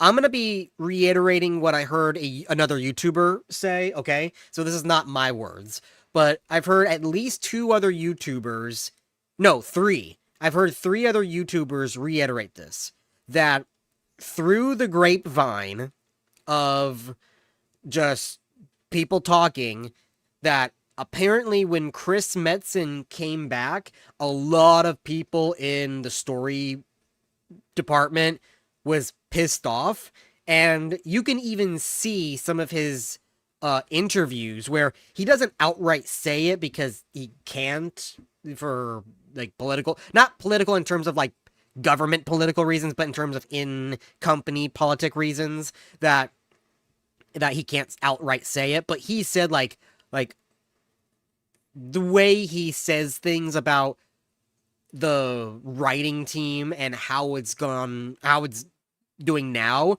he doesn't like it. But a lot of people do not like that he's back because they want to write their own stories, their own modern political bullshit, right? Their own fanfic using Warcraft as the skin, right? It's literally their own Tumblr fanfic with Warcraft skin. That's why it looks so fucking stupid now. But Chris Metzen came back and said he does not like this, and now they're pissed off. So, being that Midnight is technically the first expansion since he came back that he's written on, we'll see. I don't think he's going to be able to get rid of everything because he's no longer the sole... Well, he was never the sole, but he's no longer the story guy who's coming up with all the stories. He's got to let the team make the smaller stories because he can't sit there and write every single quest. That's what the private servers do. I was on the writing team for a couple of them. You know, you have the main story, and then you'll have some main stories for the zones, but then they have a couple of people like, okay, you take this zone, you take this zone, you take this zone, you create the story or the quest for those. So, he's not going to be able to control everything. We're still going to get gay romance. I swear to God, I found at least 2 quests in Dragonflight about gay lovers trying to be together. It's like, oh my fucking God. Anyway, so we're not going to be able to get rid of that. But I think the main story might be better. But also, okay, so this is unfortunately one of the things that got deleted with my friend's conversation that I wish I could have published. Oh my God. I went to go publish it and I saw that it was fucking gone. I was so mad. But we were talking about what they could do for the story going forward. Like, I think right now with this trilogy, Chris Metzen is trying to get rid of this story. I think what he's trying to do is, okay, you guys went this direction. This is not where I wanted the story to go, but it's already on course. So we're going to do this World Soul Saga trilogy. Just get it over with, and then we can move on to actual good stuff, right? I think... Now, my friend's idea was actually better, and apparently he's got a source that say it might happen, so we'll see. I'll explain it in a second, but my idea was they do Last Titan, and then they do a time skip. And it goes back to... Because think about it like this. World-ending hullabaloo, right? World-ending bullshit. But that's happened before in the World of Warcraft lore, like the Sundering.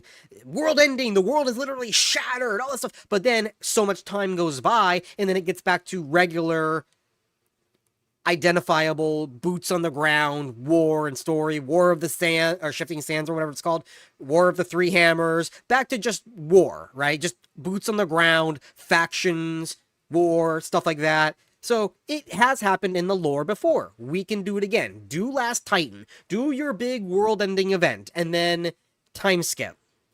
Now, time has passed. We had a little bit of peace. Now it's, okay, well, we're having tension again. We're at odds again. Now we redivide the lines. Horde, Alliance, back on the ground, boots, regular, normal storytelling again. And then you can have a main story, that's fine, but have it be grounded. That's the word I was looking for, grounded. Now, that's what I think. My friend, he said that, okay, so this is the grain of salt part, right? Here.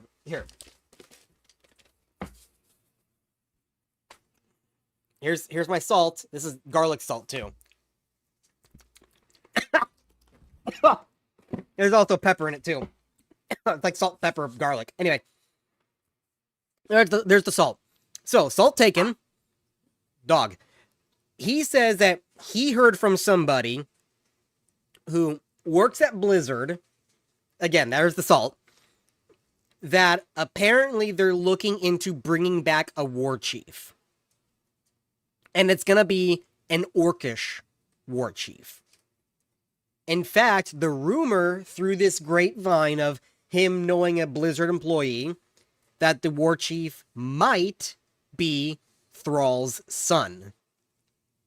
Now, we're going to run with this. This is what me and my friend discussed. If this is true, let's pretend it's true. If this is true, what could happen? Now, my friend brought this up, and I like this idea.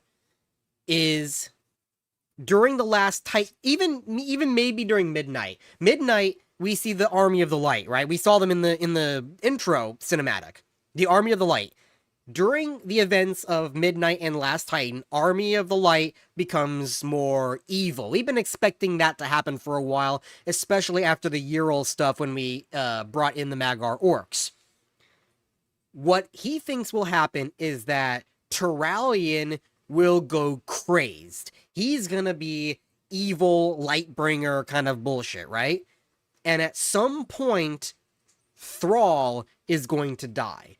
Turalyon is gonna be the one to kill him. Now, he'll either die or he'll get injured or something. He thinks Thrall will die. I think he'll get injured. Doesn't matter. Let's say something happens to Thrall. Something happens. Well, now, his son is like, look what the Alliance did.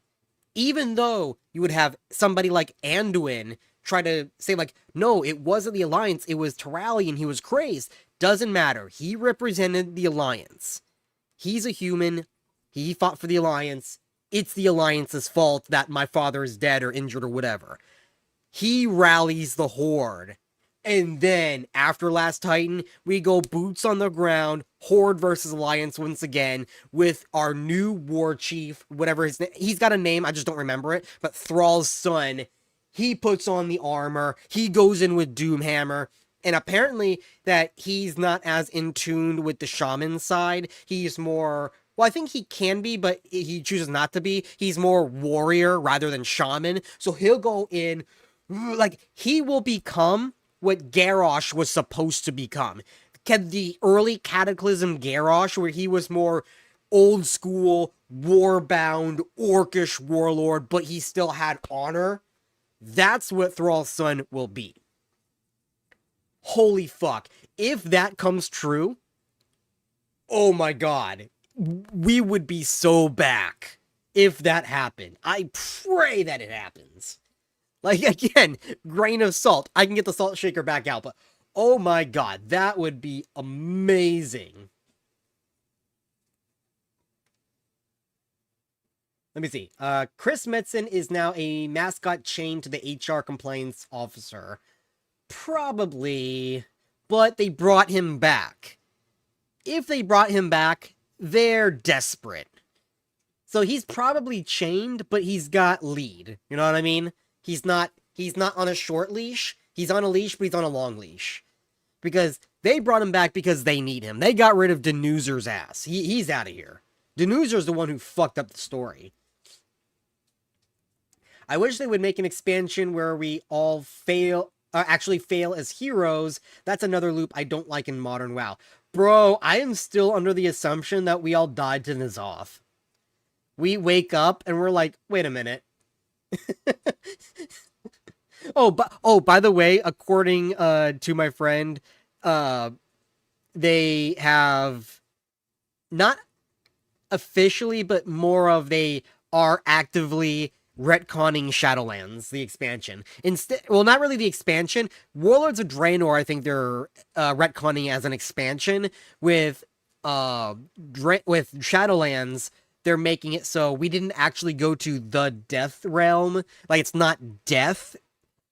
It's more of just another realm like the Emerald Dream, but it represents death. You know what I mean? It's not that you died and go to actual heaven or hell. It's just another realm like Emerald Dream, but you can only access it through death. So it's like they're trying to change it up a little bit to not make it as bad, but they're trying to sweep it under the rug, kind of thing. And they're no longer going to talk about the jailer and the stuff like that. They're trying to actively get rid of it, but slowly over time. Hello, I remember the OGs doing Dreamhaven Studios. Are they cooking something? No, the studio is still active, but I don't think they're doing anything yet. Actually, I think they introduced a game. I think it's an RTS game. Yeah, I think Dreamhaven finally announced one of their first games, and it's an RTS. I don't remember. It was like an RTS or a MOBA. It was one of the two. I don't remember. I just remember I saw it, and I was like, not the game for me. Good on them, but not the game for me. I'm not gonna play it. This event is not going to do much when it comes to beating back the Void and saving Azeroth, but it is a way to find some fun in the face of an ever-present, ever-growing threat. Our next small update, 1207, brings a further escalation of these Void assaults, but also a standalone one-boss raid.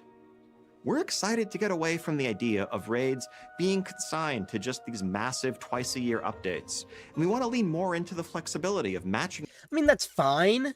I don't have a problem with that. I like the one-off raids that are not tied to the main story. They're literally like you go off on an adventure and you find a big scary creature in a cave or whatever. That's what classic WoW was, and that's what I want them to return to. So this is fine. My problem is, why is it Zangar Marsh themed? Zangar Marsh is an Outland, not in Azeroth. Are we going back there? Or are they, like, ripping open a rift that spills over Zangar Marsh into our world? Like, what the fuck even is that? The content that we offer to the narrative and just fun opportunities that we see to tell stories of different shapes and sizes. Oh. All of this brings us to the first major Midnight content update, 12.1. Now, I can't reveal the name, setting, or really much of anything specific about this update yet, but I can share that 12.1 will bring with it a large new outdoor questing space full of max-level content, a new raid, and of course new seasons, so an updated Mythic Plus dungeon pool, new PvP and Delve rewards, and the continued refinements and expansion that you'd expect. What are you thinking? You think it's going to be a new zone, or is it going to be another revamped This zone? patch is also going to bring an overhaul of our friend system that makes it easier for you to keep up with friends you have and make... Oh, fuck your friend system. Their friend system ripped me off. I did, back in the day when it's like when you do the recruited friend, you would get the Zevra mount. I did everything it said to do step by step and I introduced my cousin into the game, and he still plays to this day. I saw him playing it the other day. We never got the Zevra mount. I'm so pissed off. Make new friends along the way. Next up, this is also the same cousin who stole the Zulian tiger from me. Comes 12.1.5, which brings with it an all-new content type. We have seen how passionately the community has taken to delves, and we want to support this with even more flexibility and experimentation. For those of you who love delve gameplay, but wish there were something a little more than the bite-sized experiences we currently offer, we are adding a new feature that we're currently calling labyrinths. These are inspired by mega dungeons in a sense, and labyrinths are large, sprawling delve experiences that you can tackle all at once or just a bit at a time, depending on your schedule and preference. Okay, hang on.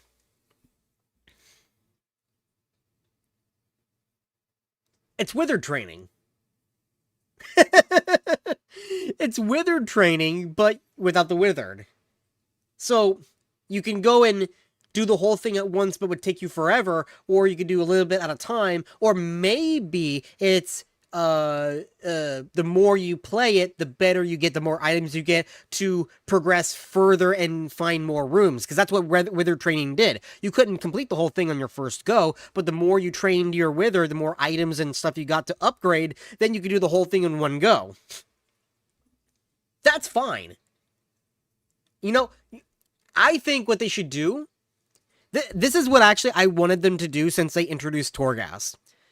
The idea of Torghast would work on paper. It's just the execution was bad, right? What they should have done is, right now they're doing delves, which it's the exact same layout every time, right? It's the exact same layout every time, but it's a different story and different enemies. What they should do is do kind of like what Torghast did, where every time you go into a floor or into a room, it's randomized. Now, it has to stay within a theme, so maybe you go into this jungle ruin and it's jungle ruined theme, so it's not going to be like ice temple next room, fire temple next room. No, it's jungle theme, but the room layout is different every time you enter. So once you enter it, that's what it is for that situation, and then maybe the next day or the next week it would refresh, with the regular refresh of dailies or weeklies or whatever, and then it's a new layout, and then it's got new enemies, new puzzles, new treasure chests, like stuff what they're doing kind of right now with the delves, but make it more randomized instead of a pool that it picks from. That way, every time you go in, it's completely fresh, new experience. You're not going to get bored. Well, eventually you will be, but not nearly as fast as doing the exact same layout, exact same thing over and over again. So I think they need to push it even further.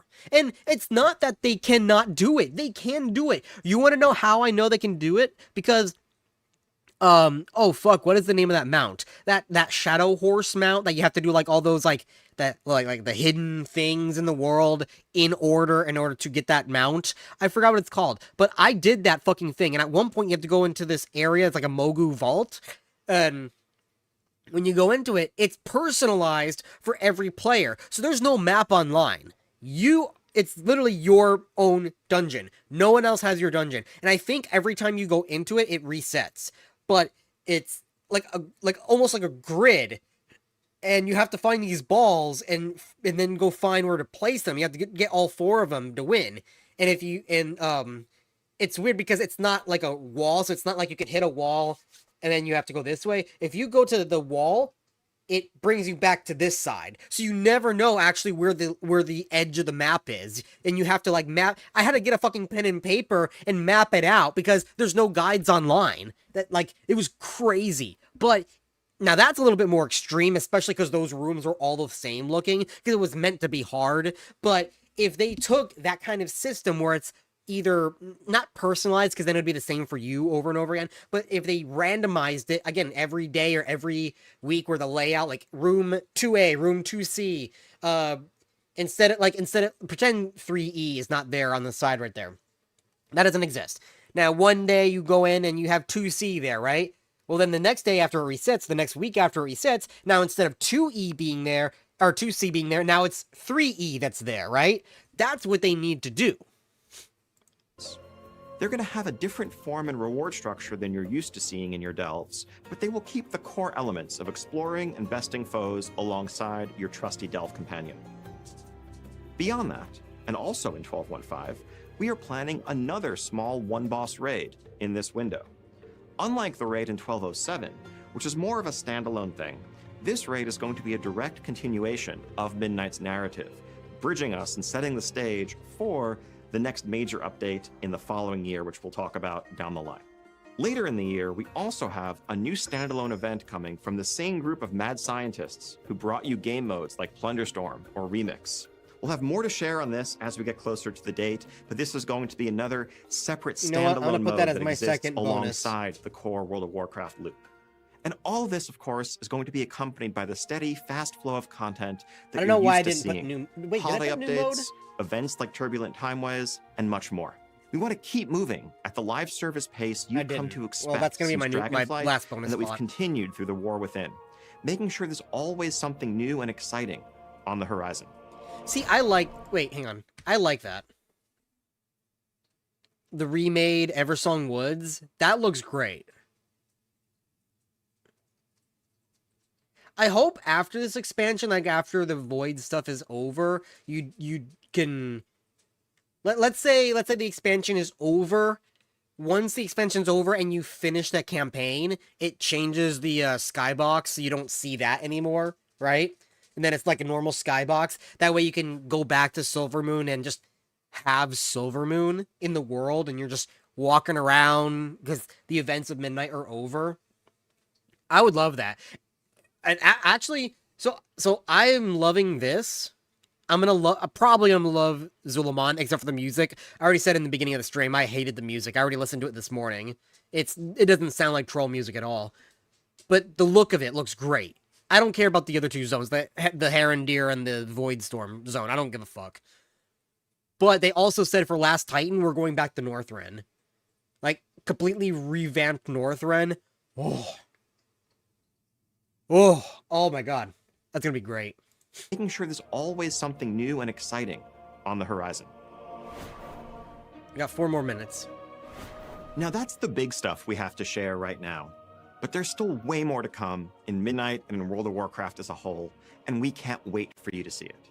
We also have this little thing called BlizzCon coming up in just under 8 months.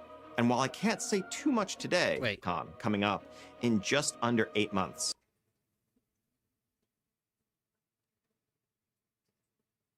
Wait. They're doing BlizzCon in September? Don't they always do it in November?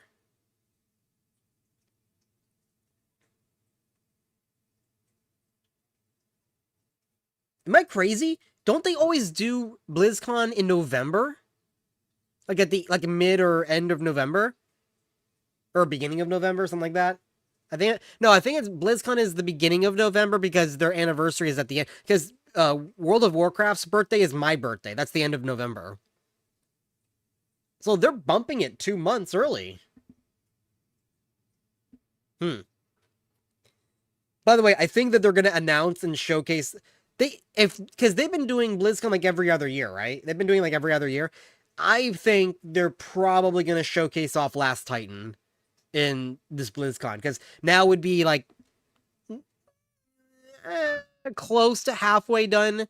Yeah, that sounds about right. There'll be because they always announce the next expansion halfway through the current expansion, so we'd be almost halfway through Midnight at that point. Because then we'll do one more year, and by the beginning of the either at the end of the next year or beginning of the following year, that's when Last Titan would drop, given the schedule. So yeah, I think we're gonna get Last Titan information BlizzCon.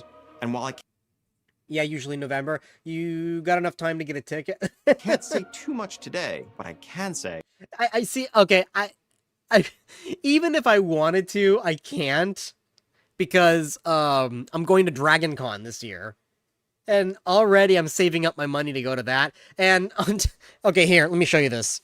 I bought this little baby calendar because you know how I do events, like I go and I sell my artwork and stuff, like my costuming stuff. Let me show you this. So I've got one event for February. I'm kind of dead in the middle, like Q2 and kind of Q3. No, Q2, I would say I'm dead. But then August, I got a show. September, we got Dragon Con. And then after a week after that, I've got another show. The week after that, I got another show. The week after that, I got another show. 2 weeks after that, I got another show. That's 3 back-to-back in that's 3 back-to-back, and then another one a week after in October. I should have another one in November, but yeah, I am booked. is that this is going to be one for the ages. Oh wait, hang on. I just want to see the cosplay. Say too much today. I don't give a fuck, Ian. Go away. Oh, that glare. Oh, there's that Lich King dude again. That's badass. You got the like I'll say Witch Doctor, but it's like, is it Witch Doctor? What is it from Diablo? I don't remember what it's called. Got a Jaina over there. Some of these characters I'm not too familiar with because they're from the other games. I see a Khadgar back there. God, I love this. This is going to be one for the ages. Okay, you're going to make fun of me. You're going to make fun of me, but this is the cosplay I'm currently working on. You're going to make fun of me. I already know. Open image new tab. I'm working on this cosplay right now. I'm having somebody make me the pirate coat. I'm gonna be making the bandolier. I've already got like a little pop gun I'm gonna use. I need to make the hat, and then I'm having somebody make me the base of the hat of the face, and then I'm gonna fur it up myself and everything. Well, yeah, that is a character from a 90s, like 95 platformer. That was the first computer game I ever played. It's fucking awesome. The game is hard as balls, but it's fucking awesome. And then it had this like really cool like 2D like drawn animation. Like it looked like a normal. I'm trying to find here Captain Claw cutscene. Open image new tab. Like that's a still from the cutscenes. The cutscenes were 2D animated, and it looks like a 90s cartoon. It's great. It's got some CG, which is dated to fuck, but the characters themselves are drawn, and it looks good.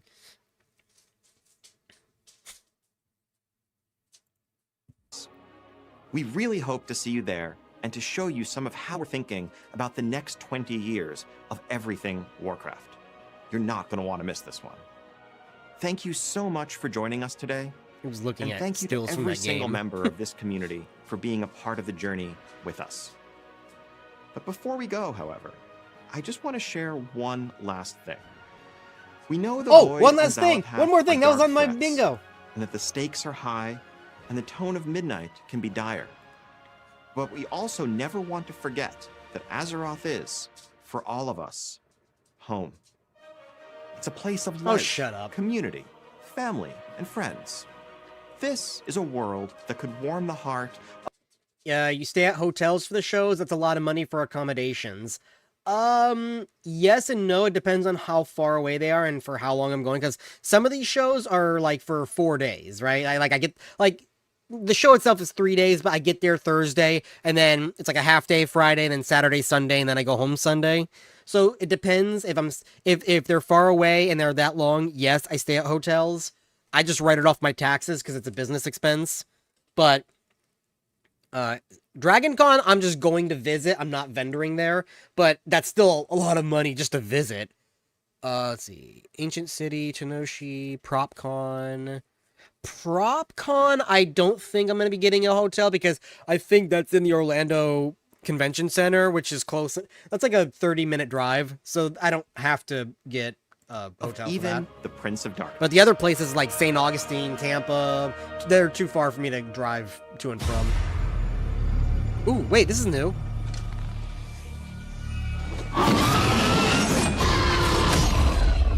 Who the fuck is that?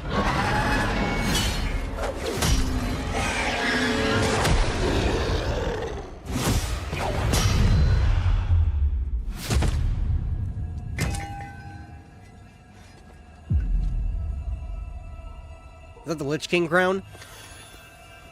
What the f- Yes! Yes, yes, yes, yes, yes, yes, yes! Woo!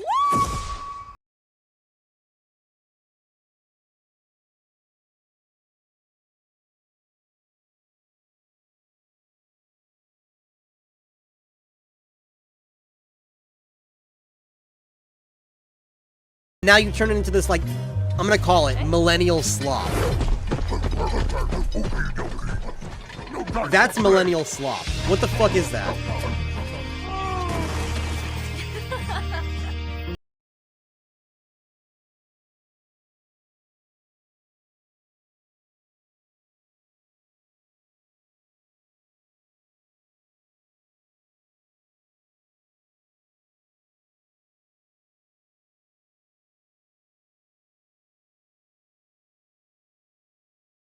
I will. Okay. The cutscene aside, yeah, Fortnite graphics. You're correct. The graphics aside, that little picture frame right there. I think it would be so cool if you can get a picture frame to put in your house and you could put screenshots. You know, that would actually be really kind of that would actually be kind of cool. What the fuck is this? What the fuck is that Murloc? What? Do you remember back in the day when Murlocs actually used to be vicious and they literally killed people and left piles of meat? You couldn't even identify the guards that went missing because there wasn't anything left to identify. And now they're this.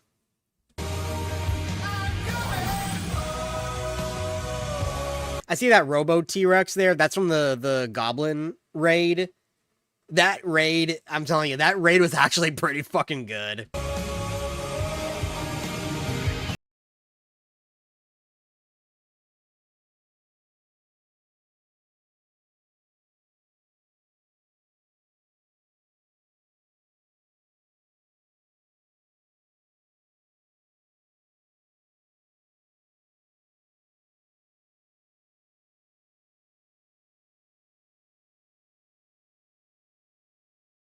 That's the kind of shit I hate! That is exactly the kind of shit I hate. That is not Warcraft.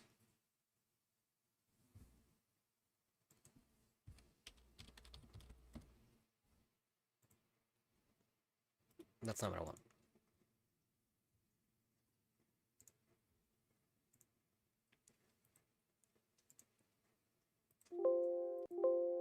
Computer, stop.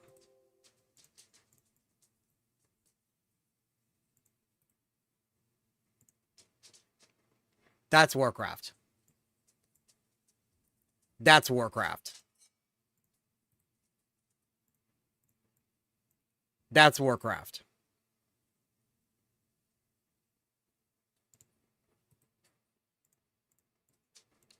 That's Warcraft.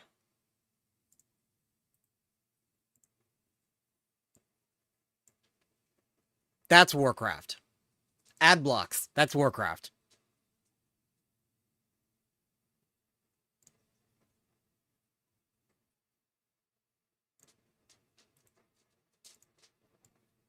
That's Warcraft. Oh! That's Warcraft. Fucking Garrosh killing Cairn. He's a dick for... here's the whole image.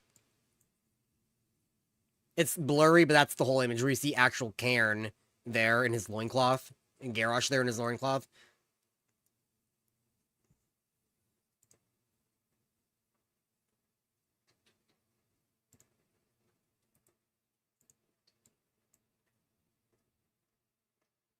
I'm gonna keep posting them. These are all Warcraft.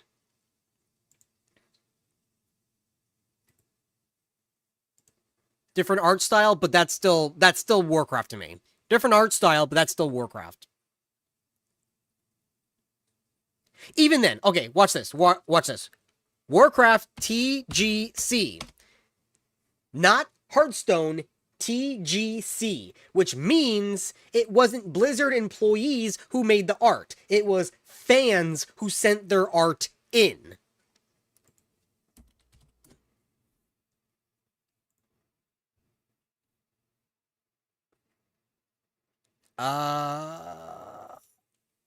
Sure. Actually, I'm not familiar with this one, but sure. That's Warcraft.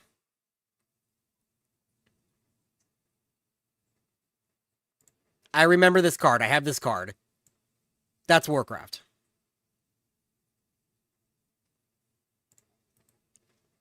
I have this card. That's Warcraft.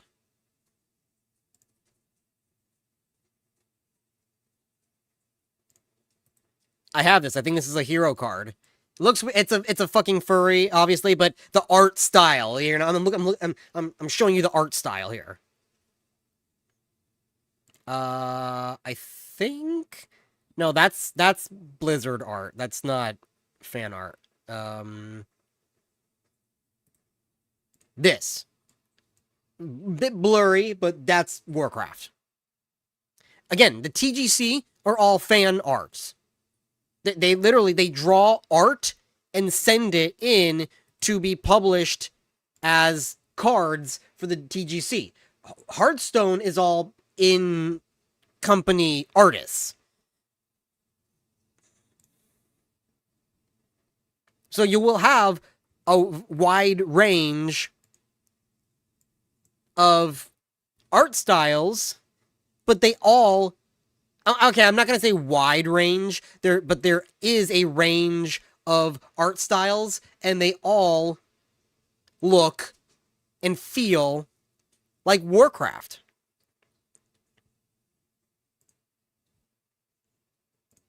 It's not this. This is not Warcraft. That's Pixar.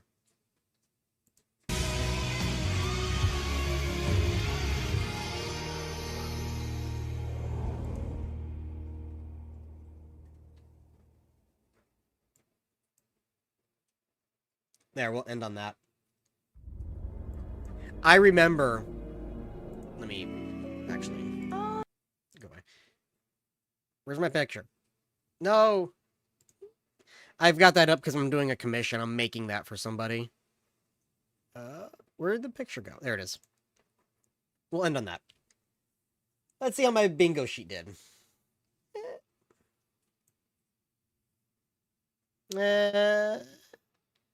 Chris Metzen, I mean, that was an old image, so that's not going to work. It's not going to give me a bingo anyway. They didn't show any remixes. They didn't show new seasons.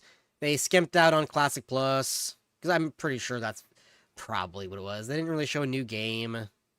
They didn't show Trader Post, so no bingo. Ow. Oh well. But we did get a lot. No, don't say it. I'll make a new one next time.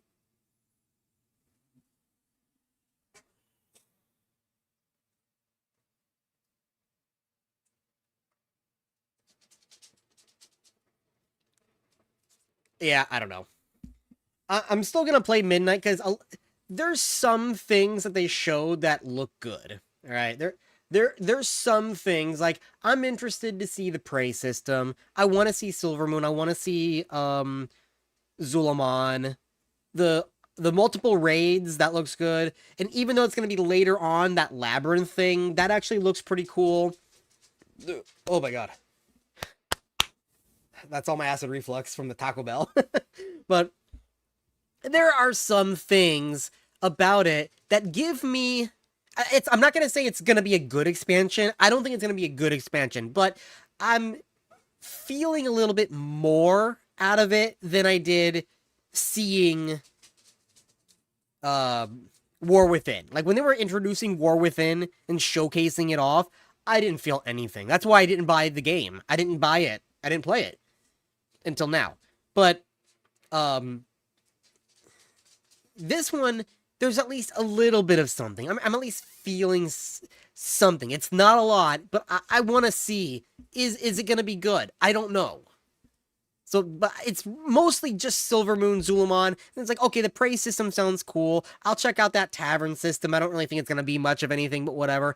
I'm not really, right now, giving a fuck about player housing just because of what it means for the overall game, and I've already explained this 5 times in the stream. I'm not going to reiterate, but I don't know. We'll see. The expansion is in a month.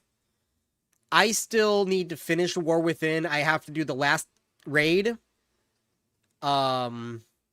I have to do the last raid, which, by the way, you're not even allowed to do the raid on LFR until you've completed a certain amount of the campaign. What the fuck is even that? So they're forcing me... This is going to be a whole nother video if I ever get around to it. But they're forcing you into this linear-ass, boring story, because the story for where the fuck did it send you? The ethereal homeworld, Koresh, is boring. They're making you do that to even do LFR. It's like, I want to at least do it on normal mode so I can get an actual sense of the raid. I can't even get through it on LFR because they're locking it behind the campaign. The goblins didn't do that. I could do the goblin raid before I even unlock the zone. But the raid is fucking good. I'm gonna stand by that. I will glaze that patch, because that patch, even though I would say it doesn't feel like Warcraft because it's goblins, very 1930s and stuff like that. It's its own little theme. It's its own little thing.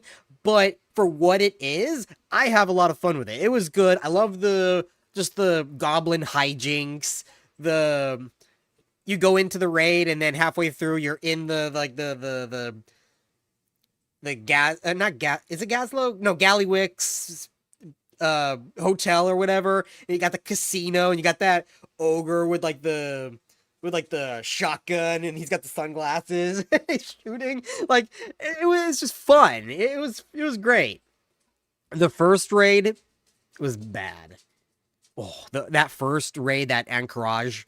I say Anchorage, it's not Anchorage, but it's the Nerubian raid. That was so fucking boring. Oh my god.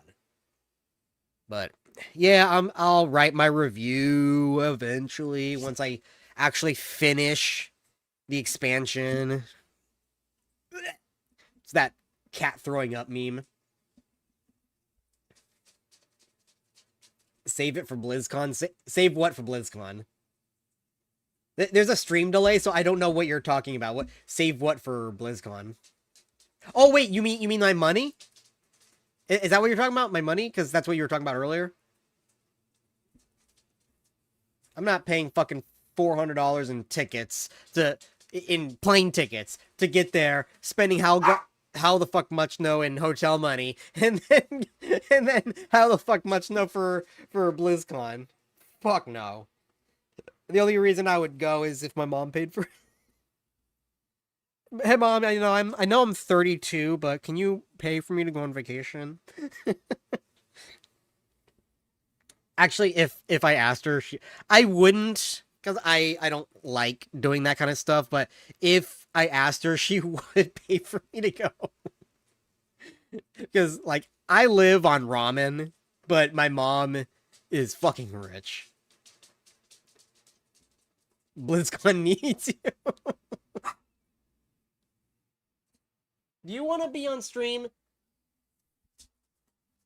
Both of you, come here. Do you want to say hi to people? Come here. Rat number 1. And rat number 2.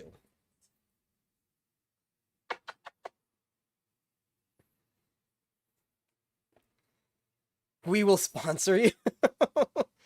Dude, I make no money off of YouTube. I am monetized. I make no money off of YouTube. Like,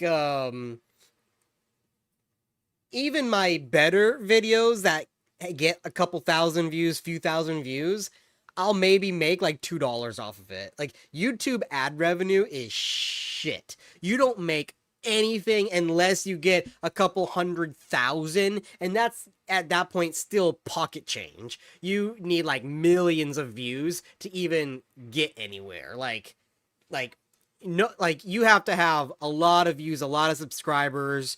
You have to monetize your videos. Like, if you've noticed, I might monetize my videos, but there's always like an option to add mid-roll trailers and like, not trailers, what is it? Advertisements. I don't do that. I actively click off of that because even though I could be making more money theoretically by doing that, not by much. 20% off of 20 cents is not. But even though I theoretically would be making more money by adding mid-roll ads, I don't do it because I don't think it's a good viewing experience. I am not here for the money. My money comes from my full-time job and from my side business. Hi, puppy. I do this channel, my review channel, my just random gaming channel. I do it as a hobby because I like it. I am passionate about World of Warcraft, even though I'm sad about where it's gone. I still like Warcraft, but as I showed you with all of those good pictures of Warcraft, that's what I'm passionate about, not the Pixar bullshit. Shorts are the easiest way to get a lot of subs. That's what they say. It's actually not true. Some channels, like if that's all you do, is shorts, and that's what your thing is, and it's something that's easy for people to flip through and a couple of seconds they're entertained. If it's something like that, then shorts can work for you, but that's not for everybody, especially because the majority of people, especially the majority of people my age and in my age group, they don't like short form content. They want long form content. I like long. Every once in a while, if I see a short of like Ben Shapiro owns libtard, some stupid thing like that, sure, I'll put on the short, but I prefer to have the 20-minute to an hour-long videos. I put them in my watch later, and that's my TV. I don't watch TV. That is my TV. Just my watch. I poked in my accident. my watch later with the hour-long videos of financial audit or somebody or Asmongold or Nuxanor or some stupid shit, I don't know, of Jimmy talking about RuneScape. I'll watch that, and then I'll have it on while I'm working. I got my earbuds in, and then the videos will be playing. So I like long-form content, and a lot of people do. They're both rats. Both of my rats. You're gonna get a haircut, and you're gonna look weird.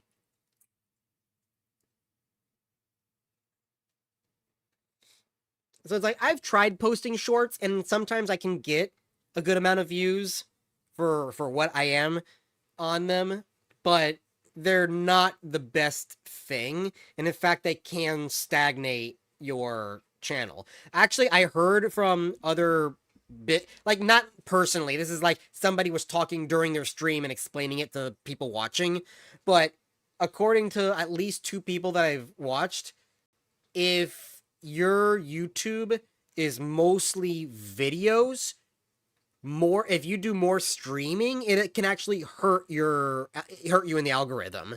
So you can have a stream once in a while, but focus more on videos.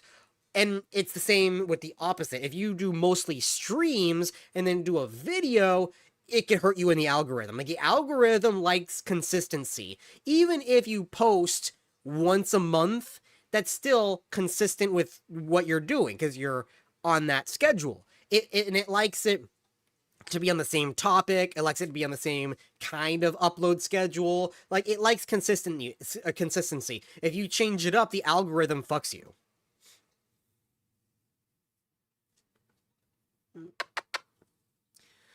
Oh, what time is it? 5 o'clock. I was hoping my friend would join me and talk on the stream about what we saw, but he got tied up and stuff, so he wasn't able to join. Hopefully I can get him on one day and we can talk again, and I'll record it and save it and put it in its separate own folder so I don't lose it like last time. But I will say I'm going to clip at least 2 or 3 things out of this stream and post them by themselves, because the one where I explained what we want to happen for the story, that's what me and my friend talked about, and that's what I was going to post. But instead of making a whole... I don't know, should I make a whole video talking about that, or should I just clip this stream? Because I feel like I described it well enough.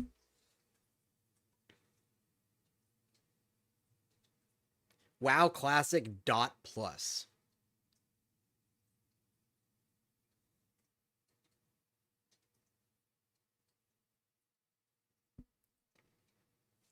Anyway, I turned a half-hour viewing into 2 hours. That sounds pretty good. I'd say that's pretty good.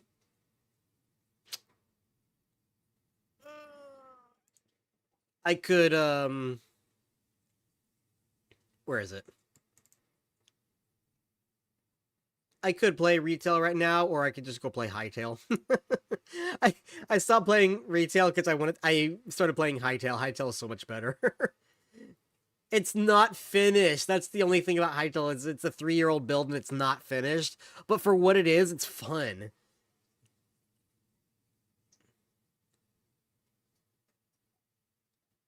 Oh, you're saying to review Classic Plus? Like Blizzard's Classic Plus? Maybe. Well, it's not gonna be next. It's gonna be War Within next. Because that's what I played last. Currently. But I need to do that, and then I'm thinking TBC after that, maybe?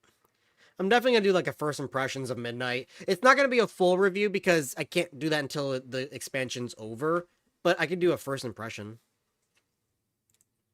I tried opening Battle.net and it doesn't want to open. Okay, I guess we're not playing retail. We're going to be playing Hightail.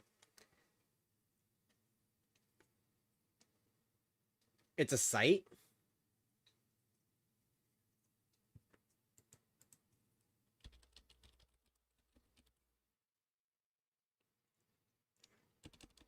Wait, what is it? WoW Classic.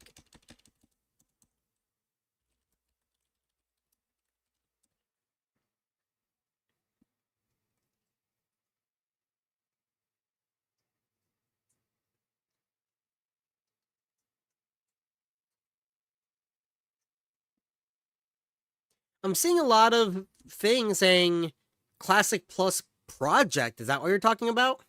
I'm not seeing a website, though.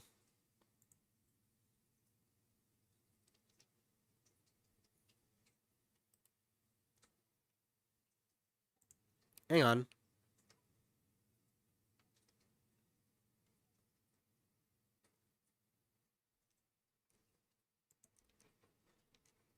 Oh, now Battle.net is loading. That was slow. Introducing the Classic Plus project.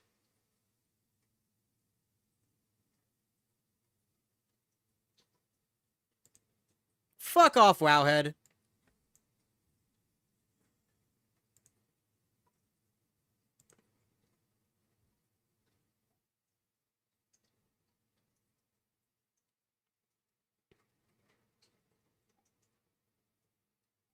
Oh my god.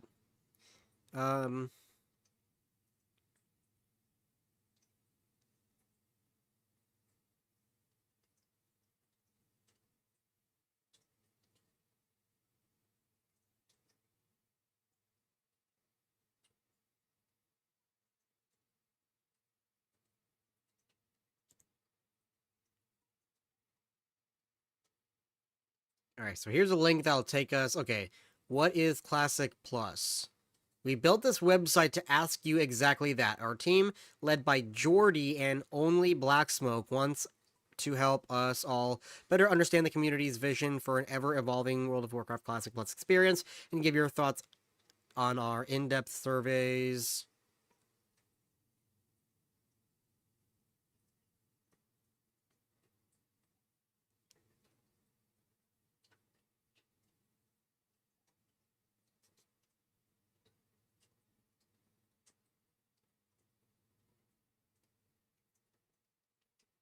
Should we do the survey?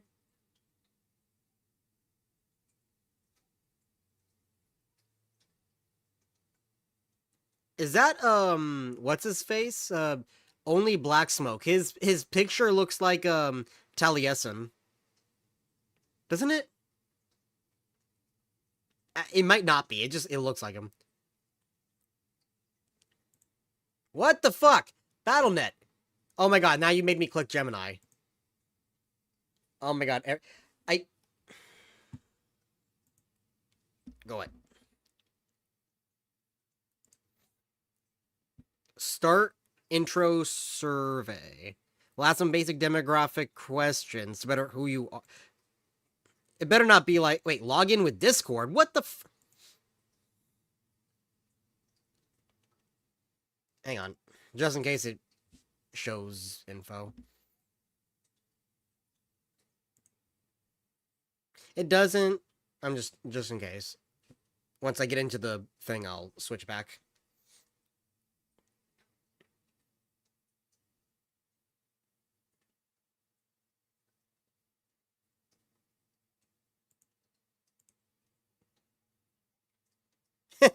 So it logs me into the website, and now it's got my Discord picture with like the name tag, and then it's got like the little.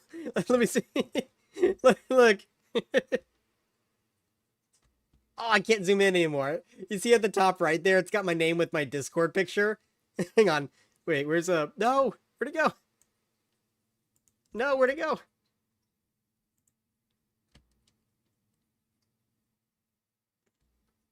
Yeah, I want to take a picture of that. I'm gonna... Can I make it bigger? Yeah, hang on. Make it bigger.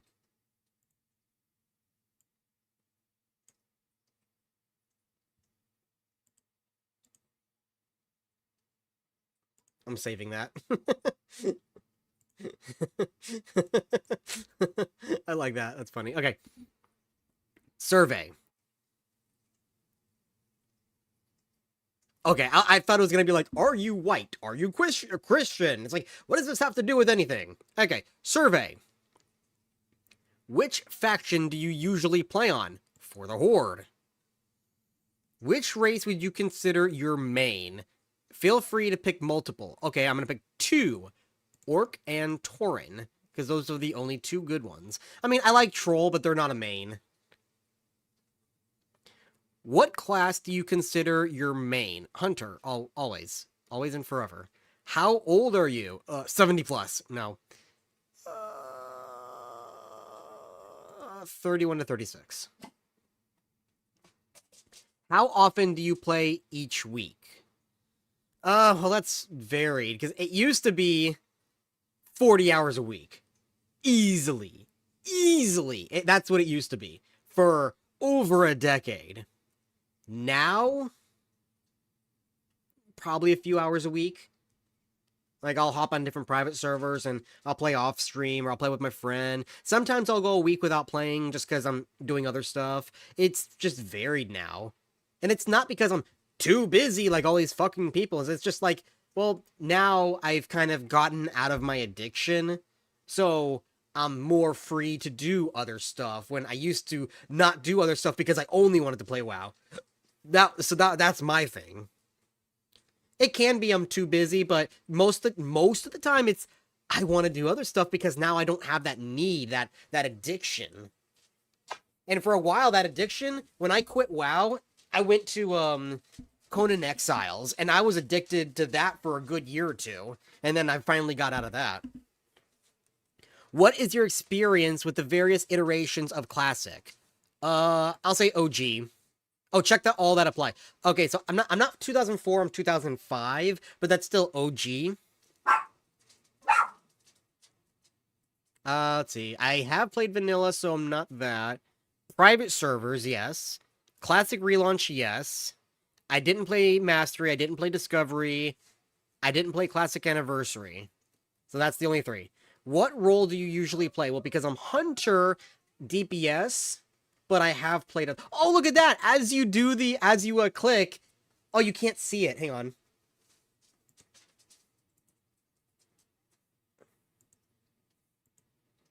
It's got a little experience bar, so the more you click, it, like, goes up with the experience bar. Watch the next one. What do you play? NA.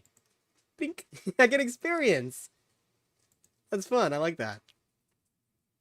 Which one of the following labels describes you? Choose as many as you feel is accurate. I'll say Transmog Hunter because I do like collecting stuff because that's just the role player in me. And sometimes, even if I'm not role playing or looking to actually collect everything, if I find something randomly and I think it's cool, I'll keep it. I'll just put it in the bank. Let's see. With the casual and hardcore raider, I flip-flop. Every other expansion, sometimes I'm casually raiding, sometimes I'm hardcore raiding. I was hardcore raider in Cataclysm, in Draenor, at the tail end of Mists of Pandaria. There's been times where I've hardcored, and then there's times when I'm casual raider, like in Legion. So, I'll say definitely a leveler. Completionist depends on the expansion. I'll say yeah. For now, I'm just gonna say casual raider because that's where I'm at right now. But I have been hardcore raider before. How likely are you to play Classic Plus? Let's see. Don't plan to play, not play at all. I'm extremely skeptical of the project, so it'll depend how the launch goes. I think that's where I'm gonna be. I'll play, but who knows for how long? Depends on the quality. I'm gonna still say I'm skeptical.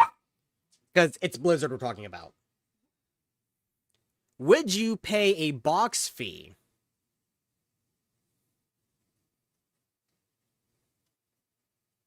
No.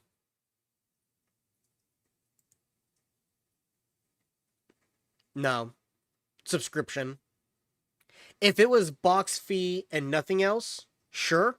But it's going to be box fee and subscription? No. I'll pay subscription. On a scale of 1 to 10, how would you feel about Classic Plus if they changed how the game looked? 1 is keep the graphics 2004. 10 is my GPU is crying.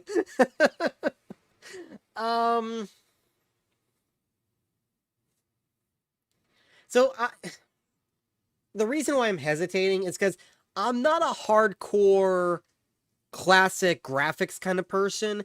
I like the graphics, right? If I had to choose, I would most of the time choose the older graphics. However, the graphics are not gameplay. I don't mind, and sometimes I enjoy playing on the new graphics. And now, if they made it Unreal Engine graphics, if they keep to that Warcraft, like I'm talking like the fan-made Warcraft, like with the AI videos, or just the Unreal Engine Warcraft video, like the fan-made stuff that actually looks like Warcraft, golden, let's go. As long as the gameplay is relatively the same or in the same feel of classic, I don't care about graphics. So I'm going to go in the middle. I'm going to click 6. I mean, even though 5 is technically in the middle, I'm going to click 6 because I don't care either way. I'll play it with the 2004 graphics because they're classic and they're fine. I like them. They're what's the word I'm looking for? They're identifiable. People know them, right? It's like looking at OSRS graphics versus RuneScape 3 graphics. People know the OSRS ones, they don't care about RuneScape 3. But at the same time, if it went Unreal Engine 5 and still felt like Warcraft, sure. I'm fine with that too. Modern WoW character models. This...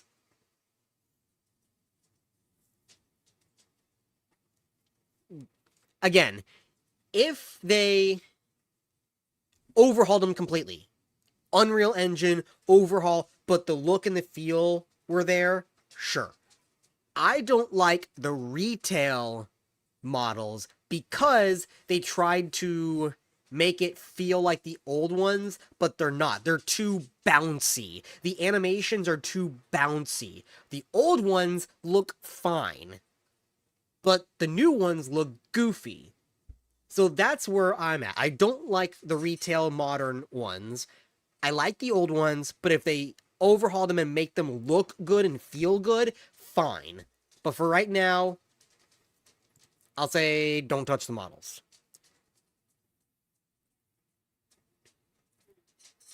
Modern WoW. Oh, wait. Okay, so they have one with character animations. So you know what? We'll go 8.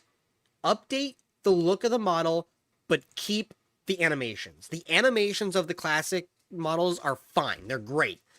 The new animations are too bouncy. So I'm actually glad that they had that in there. Modern WoW spell effects. I'm going to say 4 because I like a little bit more flashy, but it's too flashy in retail. Like, in Classic, you can see what you're doing, but at times it's very diluted, so you don't really know what you're doing. With retail, even though I know that they tuned it down a bit a couple expansions ago, I'm in this raid, right? I'm in a raid, and there's just purple, red, blue, fucking everywhere. I don't even know where I don't know where I'm at. I don't know what's on the ground that's from the boss. Like, I don't know what the fuck's going on, because there's too much shit. Modern WoW UI, player target animation frames. No, keep it classic. I made the new UI look like as much as I can look like classic because I don't like change when it comes to the UI layout. I like it how it is. That's how I've played it for 20 years. That's how I want it. How would you like Blizzard to handle the server rollout?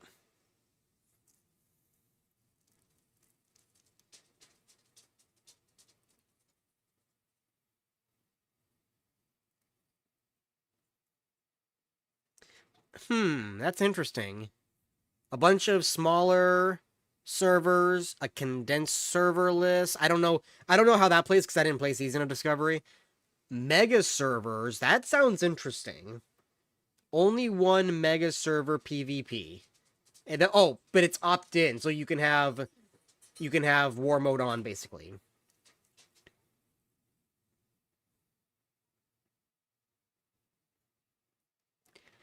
I'll say only one. Mega server sounds fun. Thousands of people, right? Now, granted, launch is gonna be fucking terrible. Oh my god. I've been on some launch days, and let me tell you, son.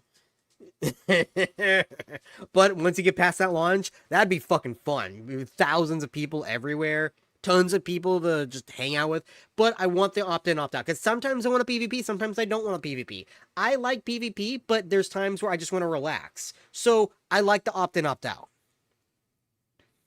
How would you feel about Classic Plus if Classic Plus had an element of seasonal servers? No.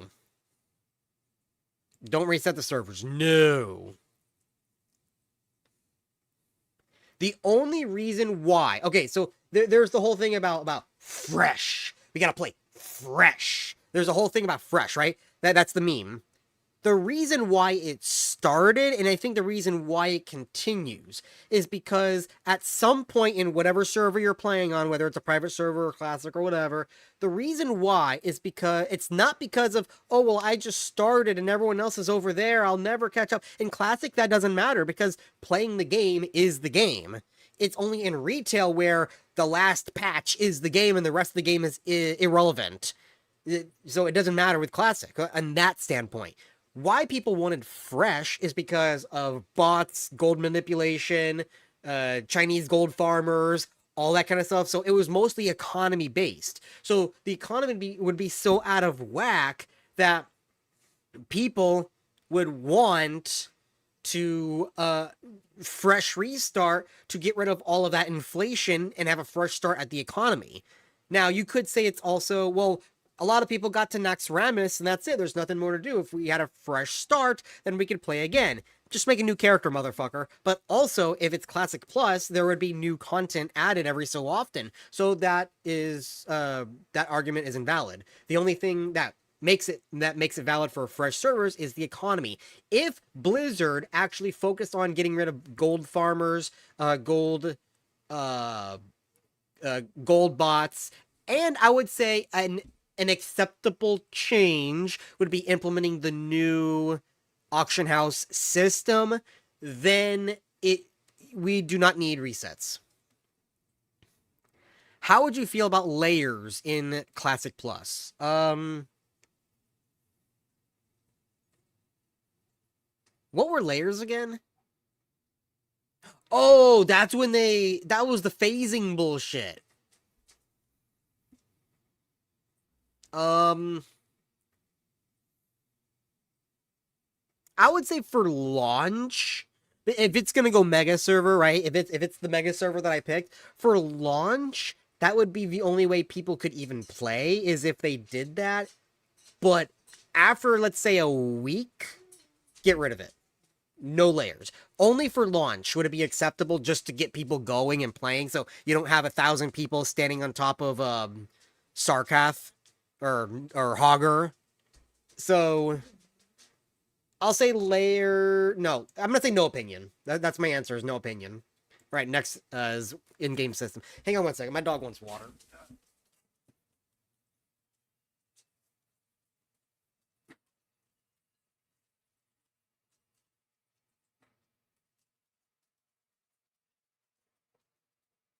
Here you go, babies. I've got a little gallon of water there. I just kind of pour into their bowl. All right, so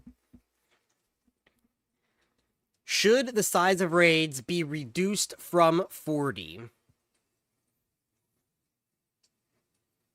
Reduce required raid size, but implement flex rating so we can bring more players and the challenge stays the same.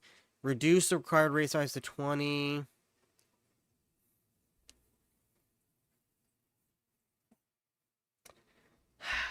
I understand. I understand both pros and cons to 40-man raiding. 40-man raiding is absolutely fucking insane. But also the amount of organization trying to get as many people, but also you don't really need 40 people to beat these raids. And in fact, a lot of these raids can be done at level 55. You don't have to be level 60 to even enter it. But, you know, with today's min-maxing players, they're going to want you to be level 60 and in pre-bis gear. I would say flex rating would be the best, because then you can bring as many people, and if somebody doesn't show up, you don't condemn 39 other players. If somebody leaves, you don't have to send somebody to the city. I think flex rating is one of the better systems they implemented, but the thing is, I don't know if they changed it since then, but when they first implemented it, updated the mechanics of the boss and the health of the boss based on every so many players. That's why the meta of having 14 players became a thing, because that was like as many players as you could get before it went up in difficulty scale with 15 players. I think they've fixed it since then. I don't know for sure. That's just the last time I really hardcore rated. I remember that being a thing. But if they have fixed it since then flex rating is fine. Should Dungeon no. Dungeon Finder should not be implemented. That is a hardcore radical no. Should summoning stones outside of dungeons be implemented? Yes. You still need players to travel the world to get there, but then you don't really have to wait on the one player that's being super slow because he's on the other side of the world. If it's like, the one player being slow, that's fine. But having still several people travel, meet up, all that kind of stuff, it's fine. I'm fine with summoning stones. Should there be heroic dungeons? No. No. Should there be rated PvE? No. Mage Tower? Yes, but no Mythic Plus. No leaderboards, because then that adds in... Because then that adds in people rushing. You gotta make the leaderboard. You gotta be the best. Rush. Mage Tower is a solo thing that you could do, and you could take as much time as you want. No, wait. I don't remember if it was timed. I just remember you had to beat the boss. Was it timed? I don't remember. It's been off. But that is you by yourself. With the other things like Mythic Plus and the dungeons, that's groups. So that's going to be you and the group have to rush. I don't like that kind of environment. It's not good for the world. That's actually what fucked a lot of the dungeon experience in the game, is just the rush mentality. Should there be rated PvP? Well, PvP is meant to be competitive by its nature. It's not PvE. But at the same time, I don't know if there should be rated PvP. I'm gonna say no opinion. Should AoE looting be implemented?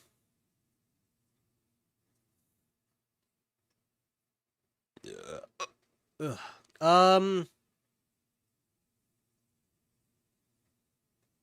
trying to think on that one. AoE looting. I like one loot per creature you've killed, but at the same time...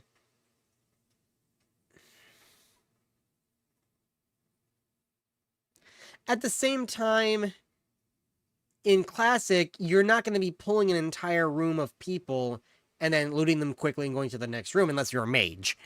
You're still relegated to just one, maybe two, at the extreme case, 3 NPCs at a time. Mostly it's going to be 1 or 2, depending on your class and skill.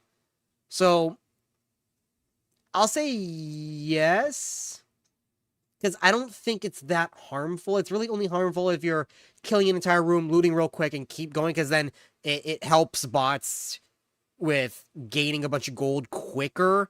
Again, it's really going to only affect if it's a bot and it's a mage, and it's farming up a spot over and over again. But if they stay on top of that, then it wouldn't be an issue. It's a weird one.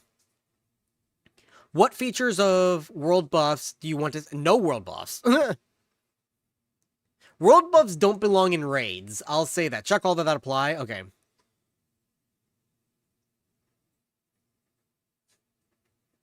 I'll say they don't apply. I say they don't apply. They don't belong in raids. If it's like a special little thing that you get because you happen to be somewhere at the right time, or you happen to just do something special and it gives you a buff, fine, fair, whatever. That's cool. That's fun. But they don't belong in raids, especially because that's going to add to the min-max mentality. How would you feel if Classic Plus trimmed the capabilities of add-ons and weak auras?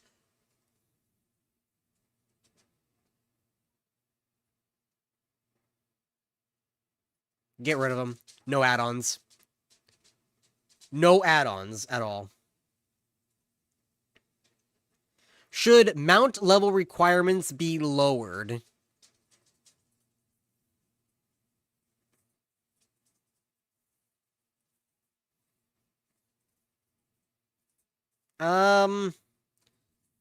Well, right now, you could fucking log in on a brand new character and have a mount. That's ridiculous. I even thought level 20 was too low. I think 30 is a good place because... Dog. Because level 30 is when you start getting into the really big zones like Stranglethorn Vale and stuff like that. So, I think... Yes, get them earlier, but level 30 is the minimum. I don't think anything earlier than 30. Should flying mounts? No. That's a hardcore no. Should guild banks? Yes, they should have been there from the start. That's fine. Should Classic Plus have achievements?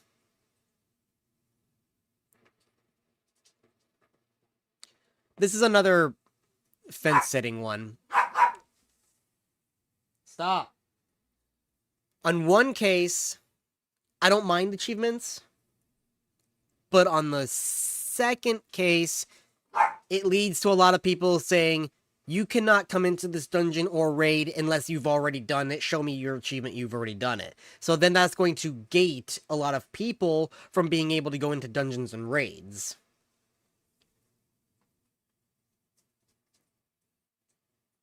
That's the problem. People do it all the time. Fucking people wouldn't even let me into a normal mode raid in retail right now unless I had eye level 700. I'm like, motherfucker, how am I supposed to get eye level 700 if you won't even let me into a raid that awards eye level 680? Like, what the fuck? I'll say no opinion. If they add it, I'm not really gonna give a fit. It's that one issue. Should reputations be streamlined, made easier to level?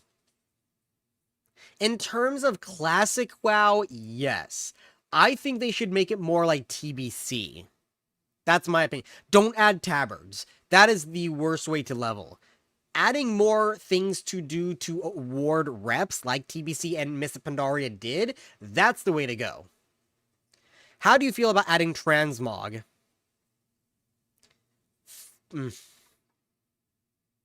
Again, what I said earlier in the stream, if they added a toggle so you can see people or not see people's transmog, that's the middle ground. I really don't mind transmog, but I get why people don't like transmog. It's because you want to see that visual progression, and especially in the older game where you go from rags to riches, you want to see that visual progression in your character. And if you see somebody with a specific piece of gear, you know what that gear is, at least with a lot of it. There's a lot more identifiable items that you could find. So I'm going to say I don't care. Because, again, if it's there, I'll use it, but I know why people don't want it, and I also agree with what they're saying, so I'm gonna say I just don't care. Should a separated collections inventory be implemented for toys and mounts? Yes. I don't really like them sitting in my bag. So yeah, I'm fine with that. Turtle WoW did that. It's fine. Should they allow GDKPs? No. Fuck no. I used to do GDKPs back in the day. No. I mean, even not just the GDKP, I used to just do dragon kill points. No, I don't like it. The reason why GDKP is bad is because people buy gold, therefore they pay to win. That's the problem. Should the level cap ever be increased from 60? No, never. No. Let's see. Next section, the world. Should it have new zones? Yeah, new zones are fine. Keep the original zones and expand upon them. That's fine too, but new zones are fine. They're perfectly fine. What we don't... Okay, oh wait, this is the next question. This is what I was going to get into. If yes, where in Azeroth or beyond would it be okay for these zones to be? Only on the main 2 continents. Actually, anywhere on Azeroth, that's fine. No, we're not going to go to other areas. Anywhere on Azeroth. The problem is...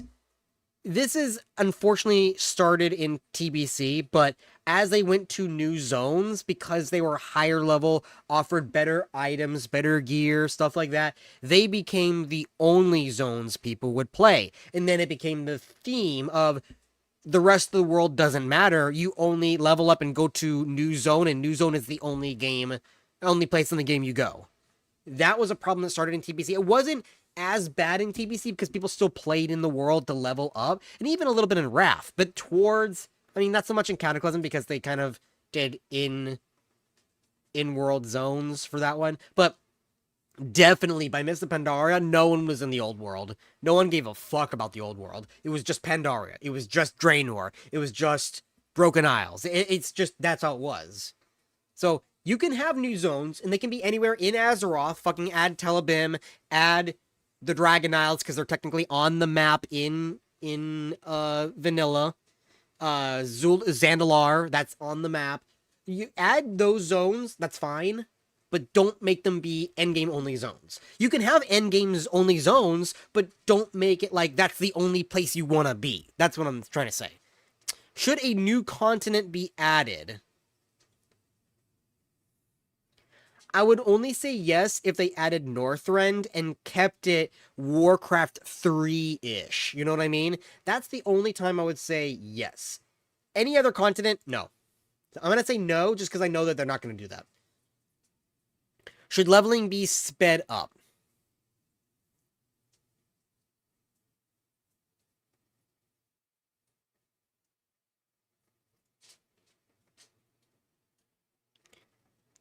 I don't want it to be breakneck speed. That's not a thing for me. I don't mind it being a little bit faster than what it is in Pure 1 vanilla sense, but I again don't want to be too fast. Cause you know how in TBC and in Wrath of Lich King they made it a little bit faster? You still had to spend time leveling, but it wasn't 1 to 2 month long to level 60 kind of slow.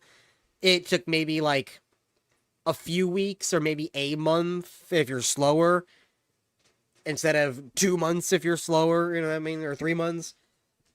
Okay, for a regular person, if they just only played World of Warcraft, they can get from 1 to 60 in 2 to 3 weeks. That's like the average.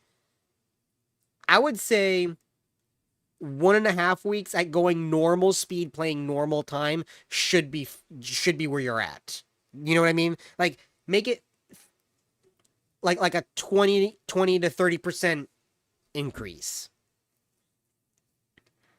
I'm going to say no opinion, because I don't mind them tweaking it, but I don't want it to be double speed. That's too much.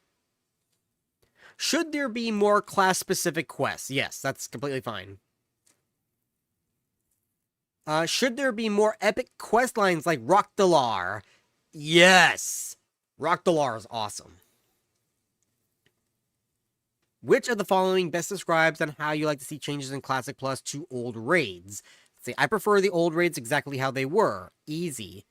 Tune them as needed for any change in player power, but keep the spirit of the original raid. Add more complex, difficult mechanics similar to Season of... I didn't play those, so I don't care. Do all of the above, plus add new bosses.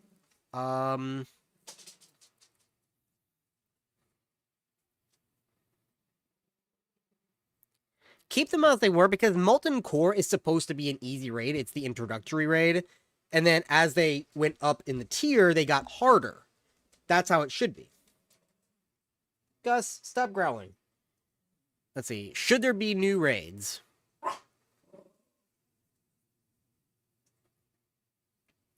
Propose new raids that already exist in the world, plus create new interesting content like Scarlet Enclave. Or stuff that already exists in the original Azeroth, like Karazhan and Grim Patrol. Yeah, that's fine. Let's see. Section 4, the player. This is the last part. Should Classic Plus have new playable races? If so, which of the categories would be acceptable? I don't mind new races. New races that already exist. Such as ogres, right? High elves, those are fine. I'm okay with gnolls, I'm okay with Naga. But no future WoW expansions, no Volpira, No, Pandaren, I would say no for right now. Nothing that's from newer expansions. Only from that you see in Classic WoW. And don't do completely new races either. No. That's out of the question. Unless they're an alligator race. If they're an alligator race, then yeah, add it in. Should Classic Plus have new classes? No. Absolutely not. Should new race combinations be added? Nope. Even for the ones that should have been there from the start, like Human Hunter, like some of those I'm okay with, but I know that they're gonna fuck it up with the lore. They've already fucked it up with the lore by allowing light forged Draenei to become warlocks. What the fuck is that? They don't know how to do it, so no, I don't trust them. Should the Horde have paladins on the Alliance have shamans? No. Because there is a reason why shamans are on the Horde and paladins are on the Alliance. The paladins are literally a response to the Horde. That's a lore reason. Now, the paladins were originally introduced with the Blood Elves because the Blood Elves used to be on the Alliance side, so that made sense. But then they added, so like, oh, these other races are suddenly now shamans, even though it didn't make sense for them to be shamans. I mean, dwarves, it makes sense for them to be shamans. It doesn't make sense for Draenei to be shamans. It doesn't. Dwarves, it does. But I just want the faction identity. Should classes be reworked? New abilities, spells, role combinations.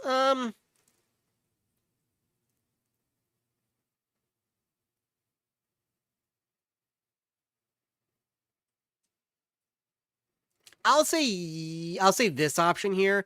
Some quality of life is okay, but don't fix what's not broken. Because it says combo point persistence for rogues. That I'm completely okay with. That's fine.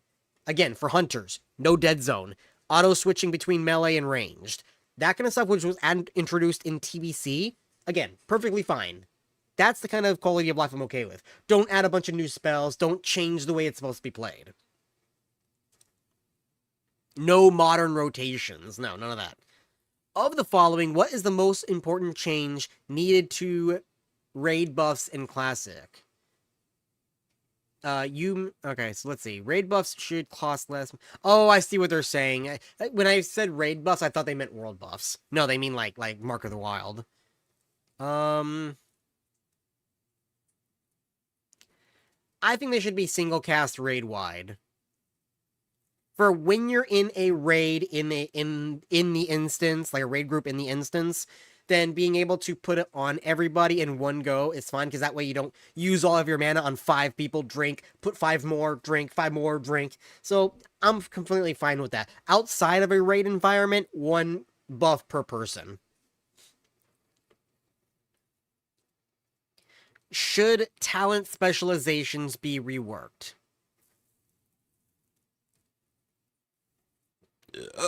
No.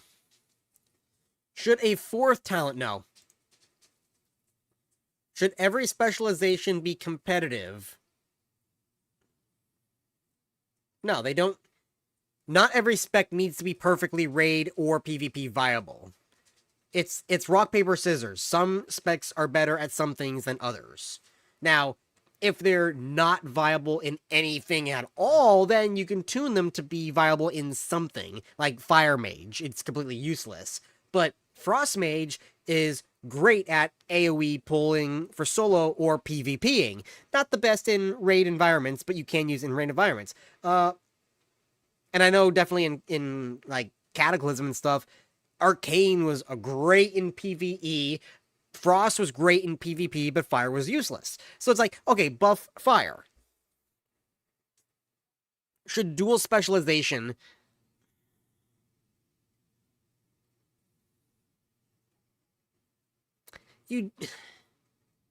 For the first 30 levels, you don't really need to change talents. If you know, let's say the tank leaves and you're a warrior, so you just put on a shield and then you go and tank.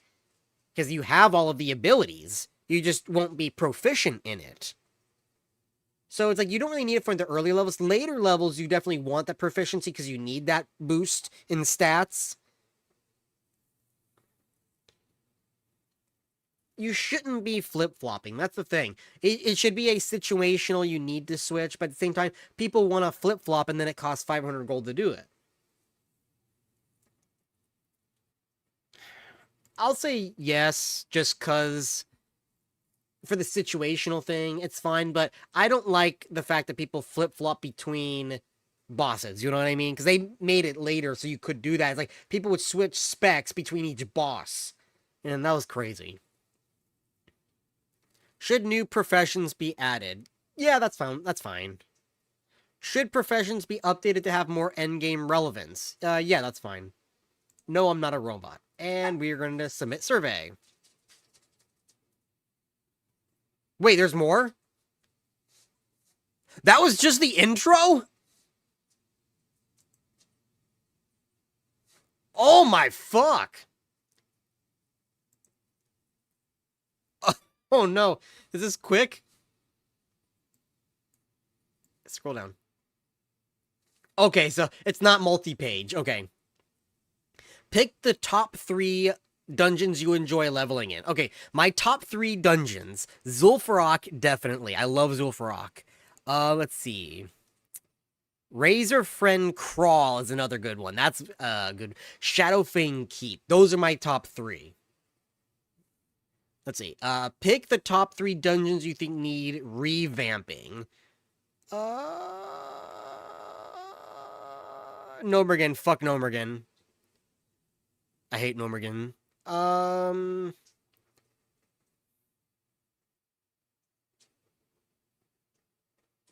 Ooh. I guess Downs. I hate Downs. And maybe Uldamon. Definitely fuck Nomergen. Black Fathom Deeps. I don't like Black Fathom Deeps. I always skip it. Nah, just do Nomergen, Downs, and Uldamon. At launch, given a finite amount of developer resources, should more effort be put into creating entirely new dungeons or improving old dungeons? Improve old dungeons. They can, new dungeons can come whenever, old ones are in dire need of work. Let's do that.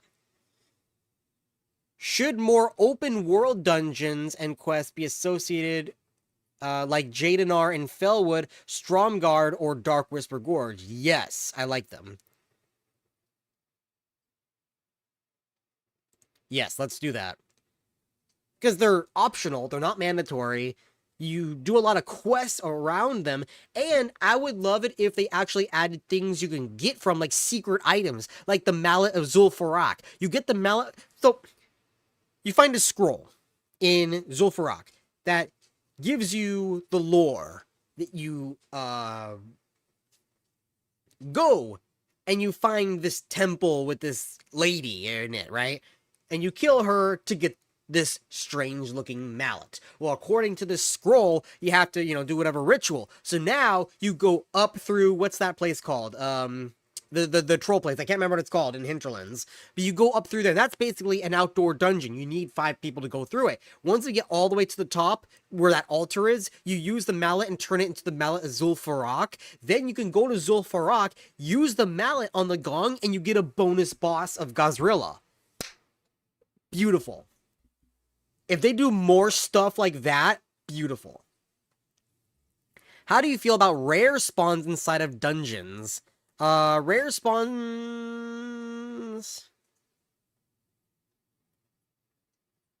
are exciting and fun. I want more rare spawns. This one is like don't add them or make them not rare by always having them. At that point, they're just mini bosses. No, I like rares because it's like, ooh, look who's here. Because you never know when they're gonna be there.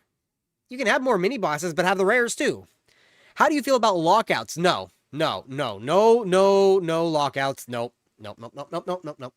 How do you feel about dungeons having rotation random boss spawn with specific loot?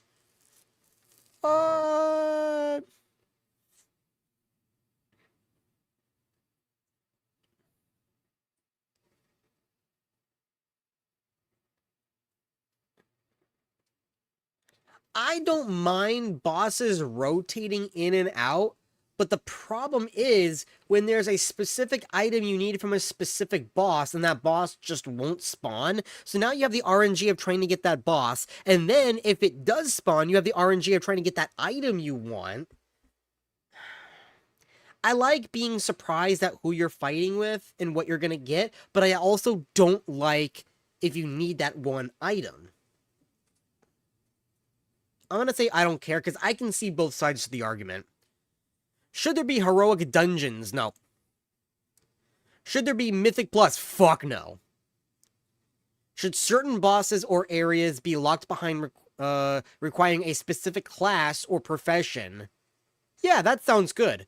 That's part of the world and being needed as whatever profession or class. Because think about this.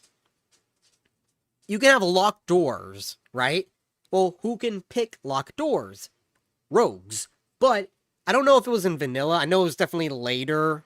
But blacksmiths can make lockpicks as well. So if you're not a rogue, if you're a blacksmith, then you can lockpick. So you don't need a rogue. But if you don't have a blacksmith and you have a rogue, there you go. So it's like, that's fine. Maybe a hunter could use track beasts, or not even track beasts, but do something and see, hey, there's tracks that were not there the last time I played that could lead you to a rare spawn.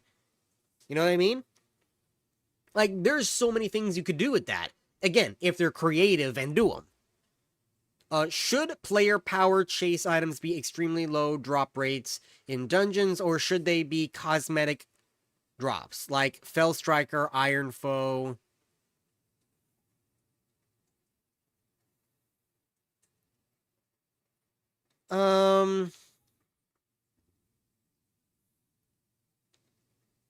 Keep them, because you really only seek them if you're min-maxing. If you're not, it's not really that big of a deal, because I went for Iron Foe and Fell Striker and stuff, but at the same time, it's like, if I didn't get it, I didn't get it. I just went for the next best thing. It's fine. It's fine. Should there be solo challenges? Yeah, that's fine. No, that's fine. That adds more world content. I want more content to do, especially as a solo player, because why I'm saying, oh, but it's an MMO. Shouldn't you have more things to do as a group? Yes, but also, what if that group is not available? What if I'm on at a time that it's not the peak player count for the time? What if I can't find anyone to play with? Well, for that moment where I'm by myself, I want something to do. I don't want to have to wait around for people. So having a delve to do while I wait for players to log online, my friends to log online, or the mage tower is completely fine to do. So having solo content is fine. Should Dungeon Finder be implemented? No. Fuck no. Actually, wait, hang on a second. Oh, okay, I see. I thought they meant like the modern retail Dungeon Finder, which it kind of is, but it's also asking to form the group, but you have to travel to the instance. That's fine. Turtle WoW does it, and it works. I've used it, and I never see that retail mentality that I've talked about with LFG. So having it look for other players, but you still have to walk to the instance and talk to people and stuff like that, that's fine. That works. Because it's already worked. I've seen it work. I just don't want the teleporting. That leads to the issues. Summoning stones. Yeah, they're fine. Summoning stones are okay because you still have to have people walk to the dungeon. You still have to wait to get in. That's the thing. With the teleporting in and out, it makes it so there's no cost sunk fallacy. You know what I mean? Okay, lore survey. Oh my god, how long have I been streaming? Almost 3 hours. How would you rate the story as a whole in vanilla? Oh, it's great. Yeah, I'll say 9 because it's not perfect, but it's great. How do you feel Classic WoW does a good job explaining the story? It depends on the story. Some of them are a little bit more vague, but a lot of them are pretty good. What is the best major story told in vanilla WoW? I could be cheap and just say Defy Us, but not really. Watch this. As a Tauren player, you start off hating Quilboar. You progress into Barons to fight more Quilboar to find one of their leaders in Razorfriend Crawl have a letter. You find out the Quilboar in Razorfriend Down have an alliance with a new foe.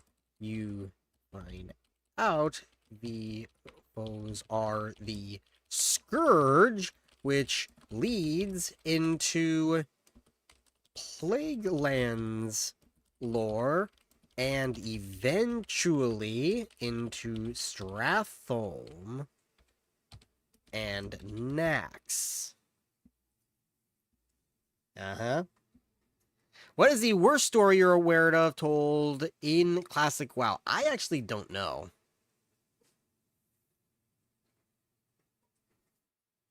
I'm just saying, I don't know. Should Caverns of Time be added as a tool for more dungeons and... No, we don't need that. Out. Should minor factions and reputations be expanded upon? Well, this is about the lore, but... Yeah, do Centaurs. I don't care about the Ogre clans. I think they're pretty good with Defias Brotherhood. Add more with the Syndicate, because I don't really know what the fuck they're doing. I kind of got an idea now from somebody telling me, but they don't really explain it that well in there. Cenarian Circle, I don't give a fuck. Argent Dawn, there's fine. I don't care about Brood.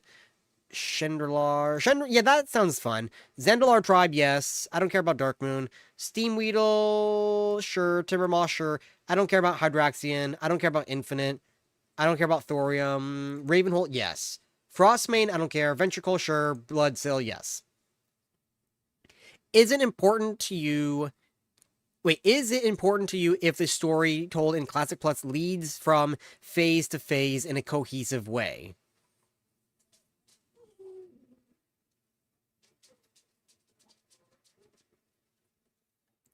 I'm going to say it's not a big deal to me because I want it to be open-ended. I don't want it to be linear. That's the biggest problem in retail WoW is it's linear, it's campaigny, it's you're just stuck on it. It's forced upon you. I don't want that. I want it to be open. I want you to be able to find it and do it when you want, whenever you want. Should each phase or cluster of phases conclude a storyline before picking up a new arc? No, it's fun bouncing between different threats. Which of the following villains, major enemies, would you consider a compelling story?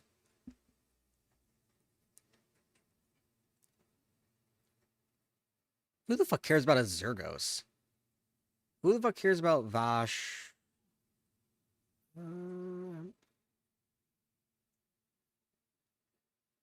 Well, we've already got one with Van Cleave.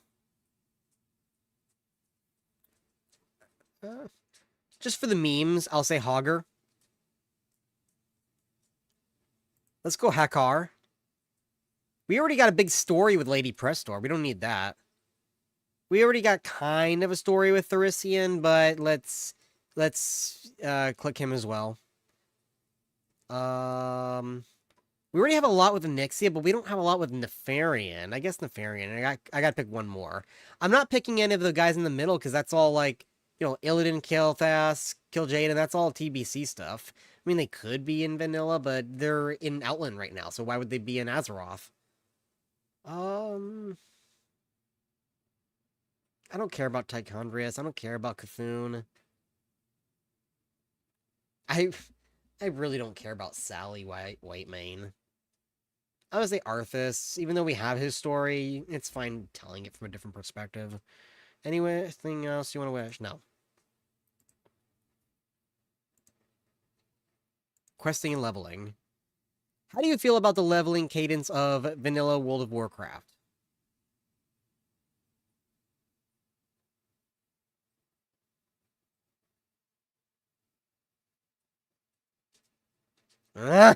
There's the option that I would pick is not available. It's definitely not too quick. I don't think it's just right. But then this is like, oh, level up fast to get to the end game. I don't want that either. I want between the top one and the second one. I want speed it up a little bit, but don't make it breakneck. So for that, because I know that they're not going to do it right, I want to say it's just right. Should Classic Plus have phased level caps over? No. Rank these quest types in terms of how much you like them, with one being your favorite. What the fuck is this? Oh, I see what they're saying.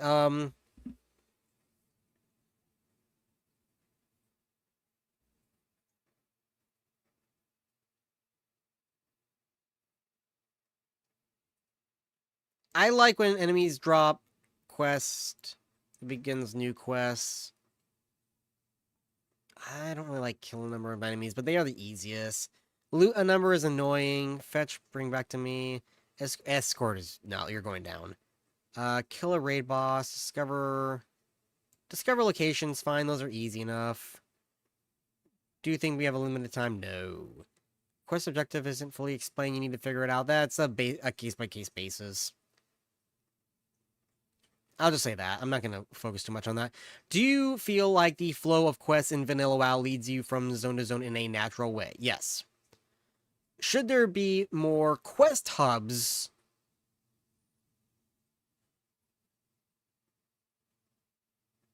I don't want them all over the place like they did in Cataclysm.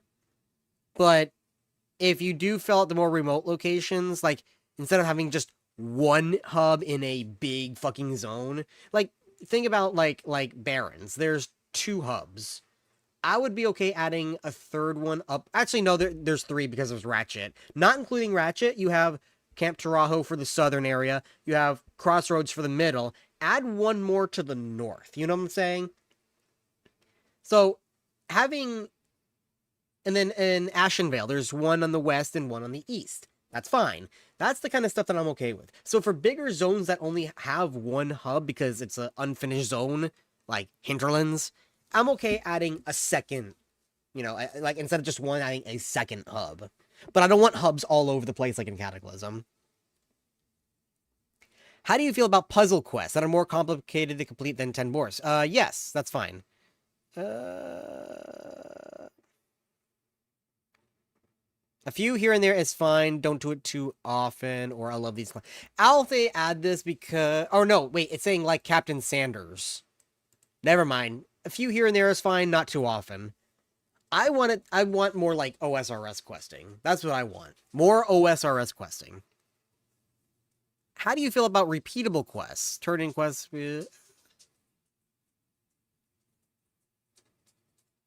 I see the value of the quests if they don't give significant player power and allow for the sweatiest players to ground things forever. Yeah, I mean, they're fine. Should there be a daily or weekly world quest?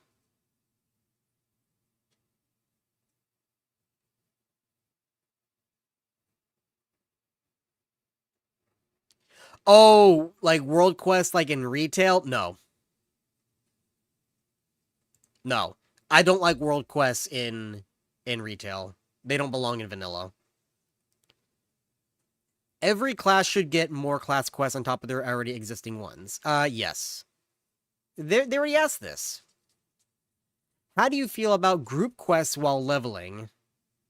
They're fine if they're not too numerous. Should quest reward gear be buffed?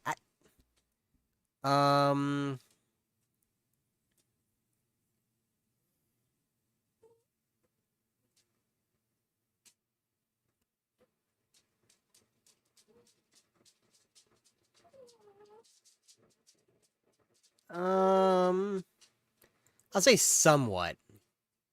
Go in the middle. Should attunements be streamlined or made easier?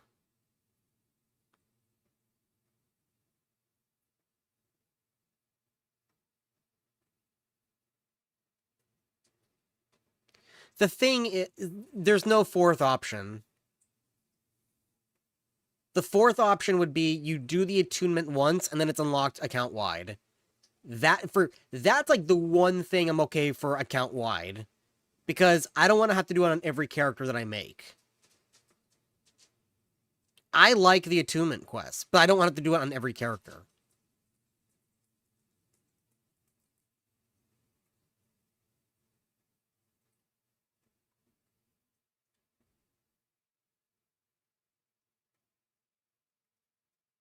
I'll just click the middle one. It's not exactly what I want, but it's close enough. Should attunements be... Oh, here we go. Account wide. Yes. How do you feel if it had prestige levels? I don't care. If somebody wants to re-level and not gain anything, they just do it, and that's fine. I don't give a fuck. What if prestige levels gave a small bonus to professions, flight path, speed? No. No, if you're doing it just to do it, that's fine. I don't want to get any player power from it. Nothing. Should there be heirloom type items you can give to your alts for increased experience gains? That's fine, because at that point you've already leveled once. And if it's just a second, third, fourth character, that's fine. How do you feel about alts getting increasingly more XP the more you level characters? That's fine too. Should Classic WoW allow XP toggling for twinking? Yes, that's fine. Oh my god. Raid survey. Should there be level up raids that give strong items but require 10 plus players?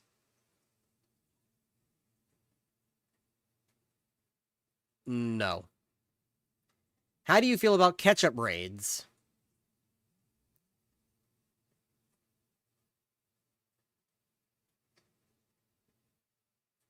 See, the argument of it makes the previous ones invalid doesn't work in vanilla because you still go to Molten Core for various reasons besides just having to do that to get the Blackwing layer. Like, you still go there for Sulphurous. You still go there for certain other things that Zul'Gurub doesn't give you. So, I don't mind them adding Zul'Gurub or AQ20, because you still go to those. How do you feel about roleplay elements in raids? Too soon, Executus. First or second time is fun. Eventually, it's annoying. And if you can skip it, that's fine. How do you feel about raids getting nerfed after launch? No. Outliers aside, nerfs never feel good. Given the choice of a new raid being spoiled by PTR launch, bug-free versus a completely unseen raid, I prefer the bugs, just fix it as you go, but I want, like, fresh experience. I don't want people sweating it and learning the raid before it's even out. I rank your ideal raid size. Let's say 15. 15 is a good raid size. How do you feel about raids and or bosses requiring resistances? Resistances are good. That's part of the RPG. I'm okay with players needing resistance gear, but the enemies resisting things, while that's part of the RPG, again, it leads to a Fire Mage being useless in Molten Core. So I think in the raid environment, it should be allowed to hit them, but in the world, you can't. You know what I'm saying? Because in the world, you figure it out. It's make it sandbox, right? But in a raid setting, that's a specific thing. Should raids have multiple difficulty levels? No. How do you want the difficulty of raids in Classic to be? They can be harder and want the loot go up, or keep them as hard or easier. I want them to be the same.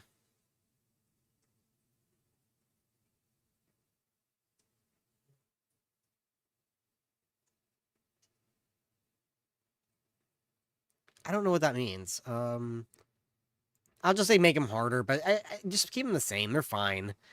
If there were different difficulties of raids, they shouldn't be. If they were difficult, how should the loot differ?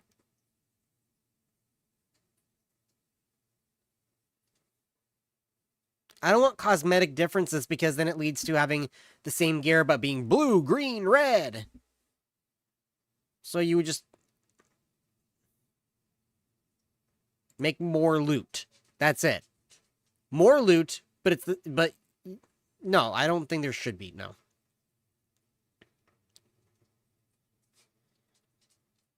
You know what? No, absolutely no difference. That's what I'm selecting.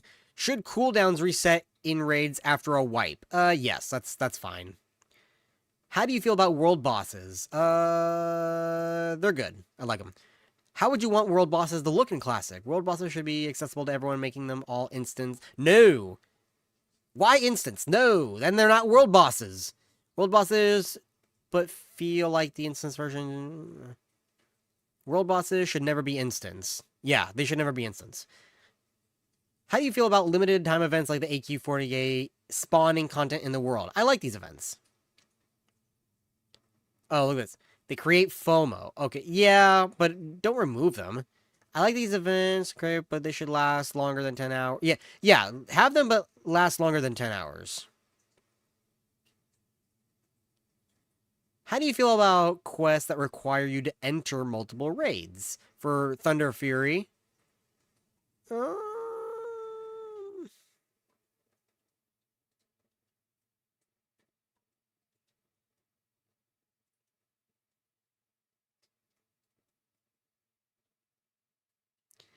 They're really cool, but they're so RNG. It took me 40 attempts at I forgot the name of the boss, but it took me 40 attempts to get my second bracer. That's 40 weeks it took me. That's almost a year for one sword. And that was when I could solo it myself. It wasn't even during Classic. It was just soloing it myself during fucking, what expansion was I in? Like Cataclysm or something. How do you feel about... Oh, wait, I'll say I don't care. I don't know. How do you feel about bosses cycling week to week or mechanics changing over time? Variety is fun, but changing it drastically is a step too far. How long should raid gear remain relevant on average?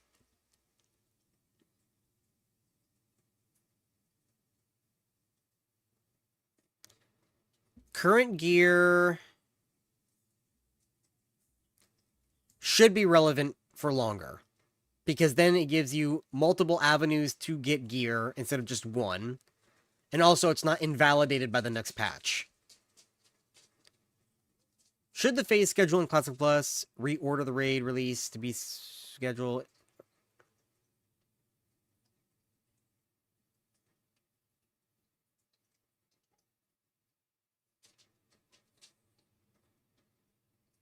I'm not understanding this. Reorder the raid release, but it's saying here, add more after Nax. So are you adding new stuff within the release schedule, or are you taking the current release schedule and changing it? I'm gonna say no opinion. I don't give a fuck. Should allow G to keep... You already asked this, and, no. Remove it. Get the fuck out of here. Oh my god, there's so many... I'm not gonna finish all this. I'm done. I've streamed for 3 hours now. You guys get the idea. I'm gonna finish this off stream. You guys can go and do it if you want. Apparently somebody linked it in my Discord. I don't know if they did or not, but you can go to my Discord. Do it yourself. I will see you guys later.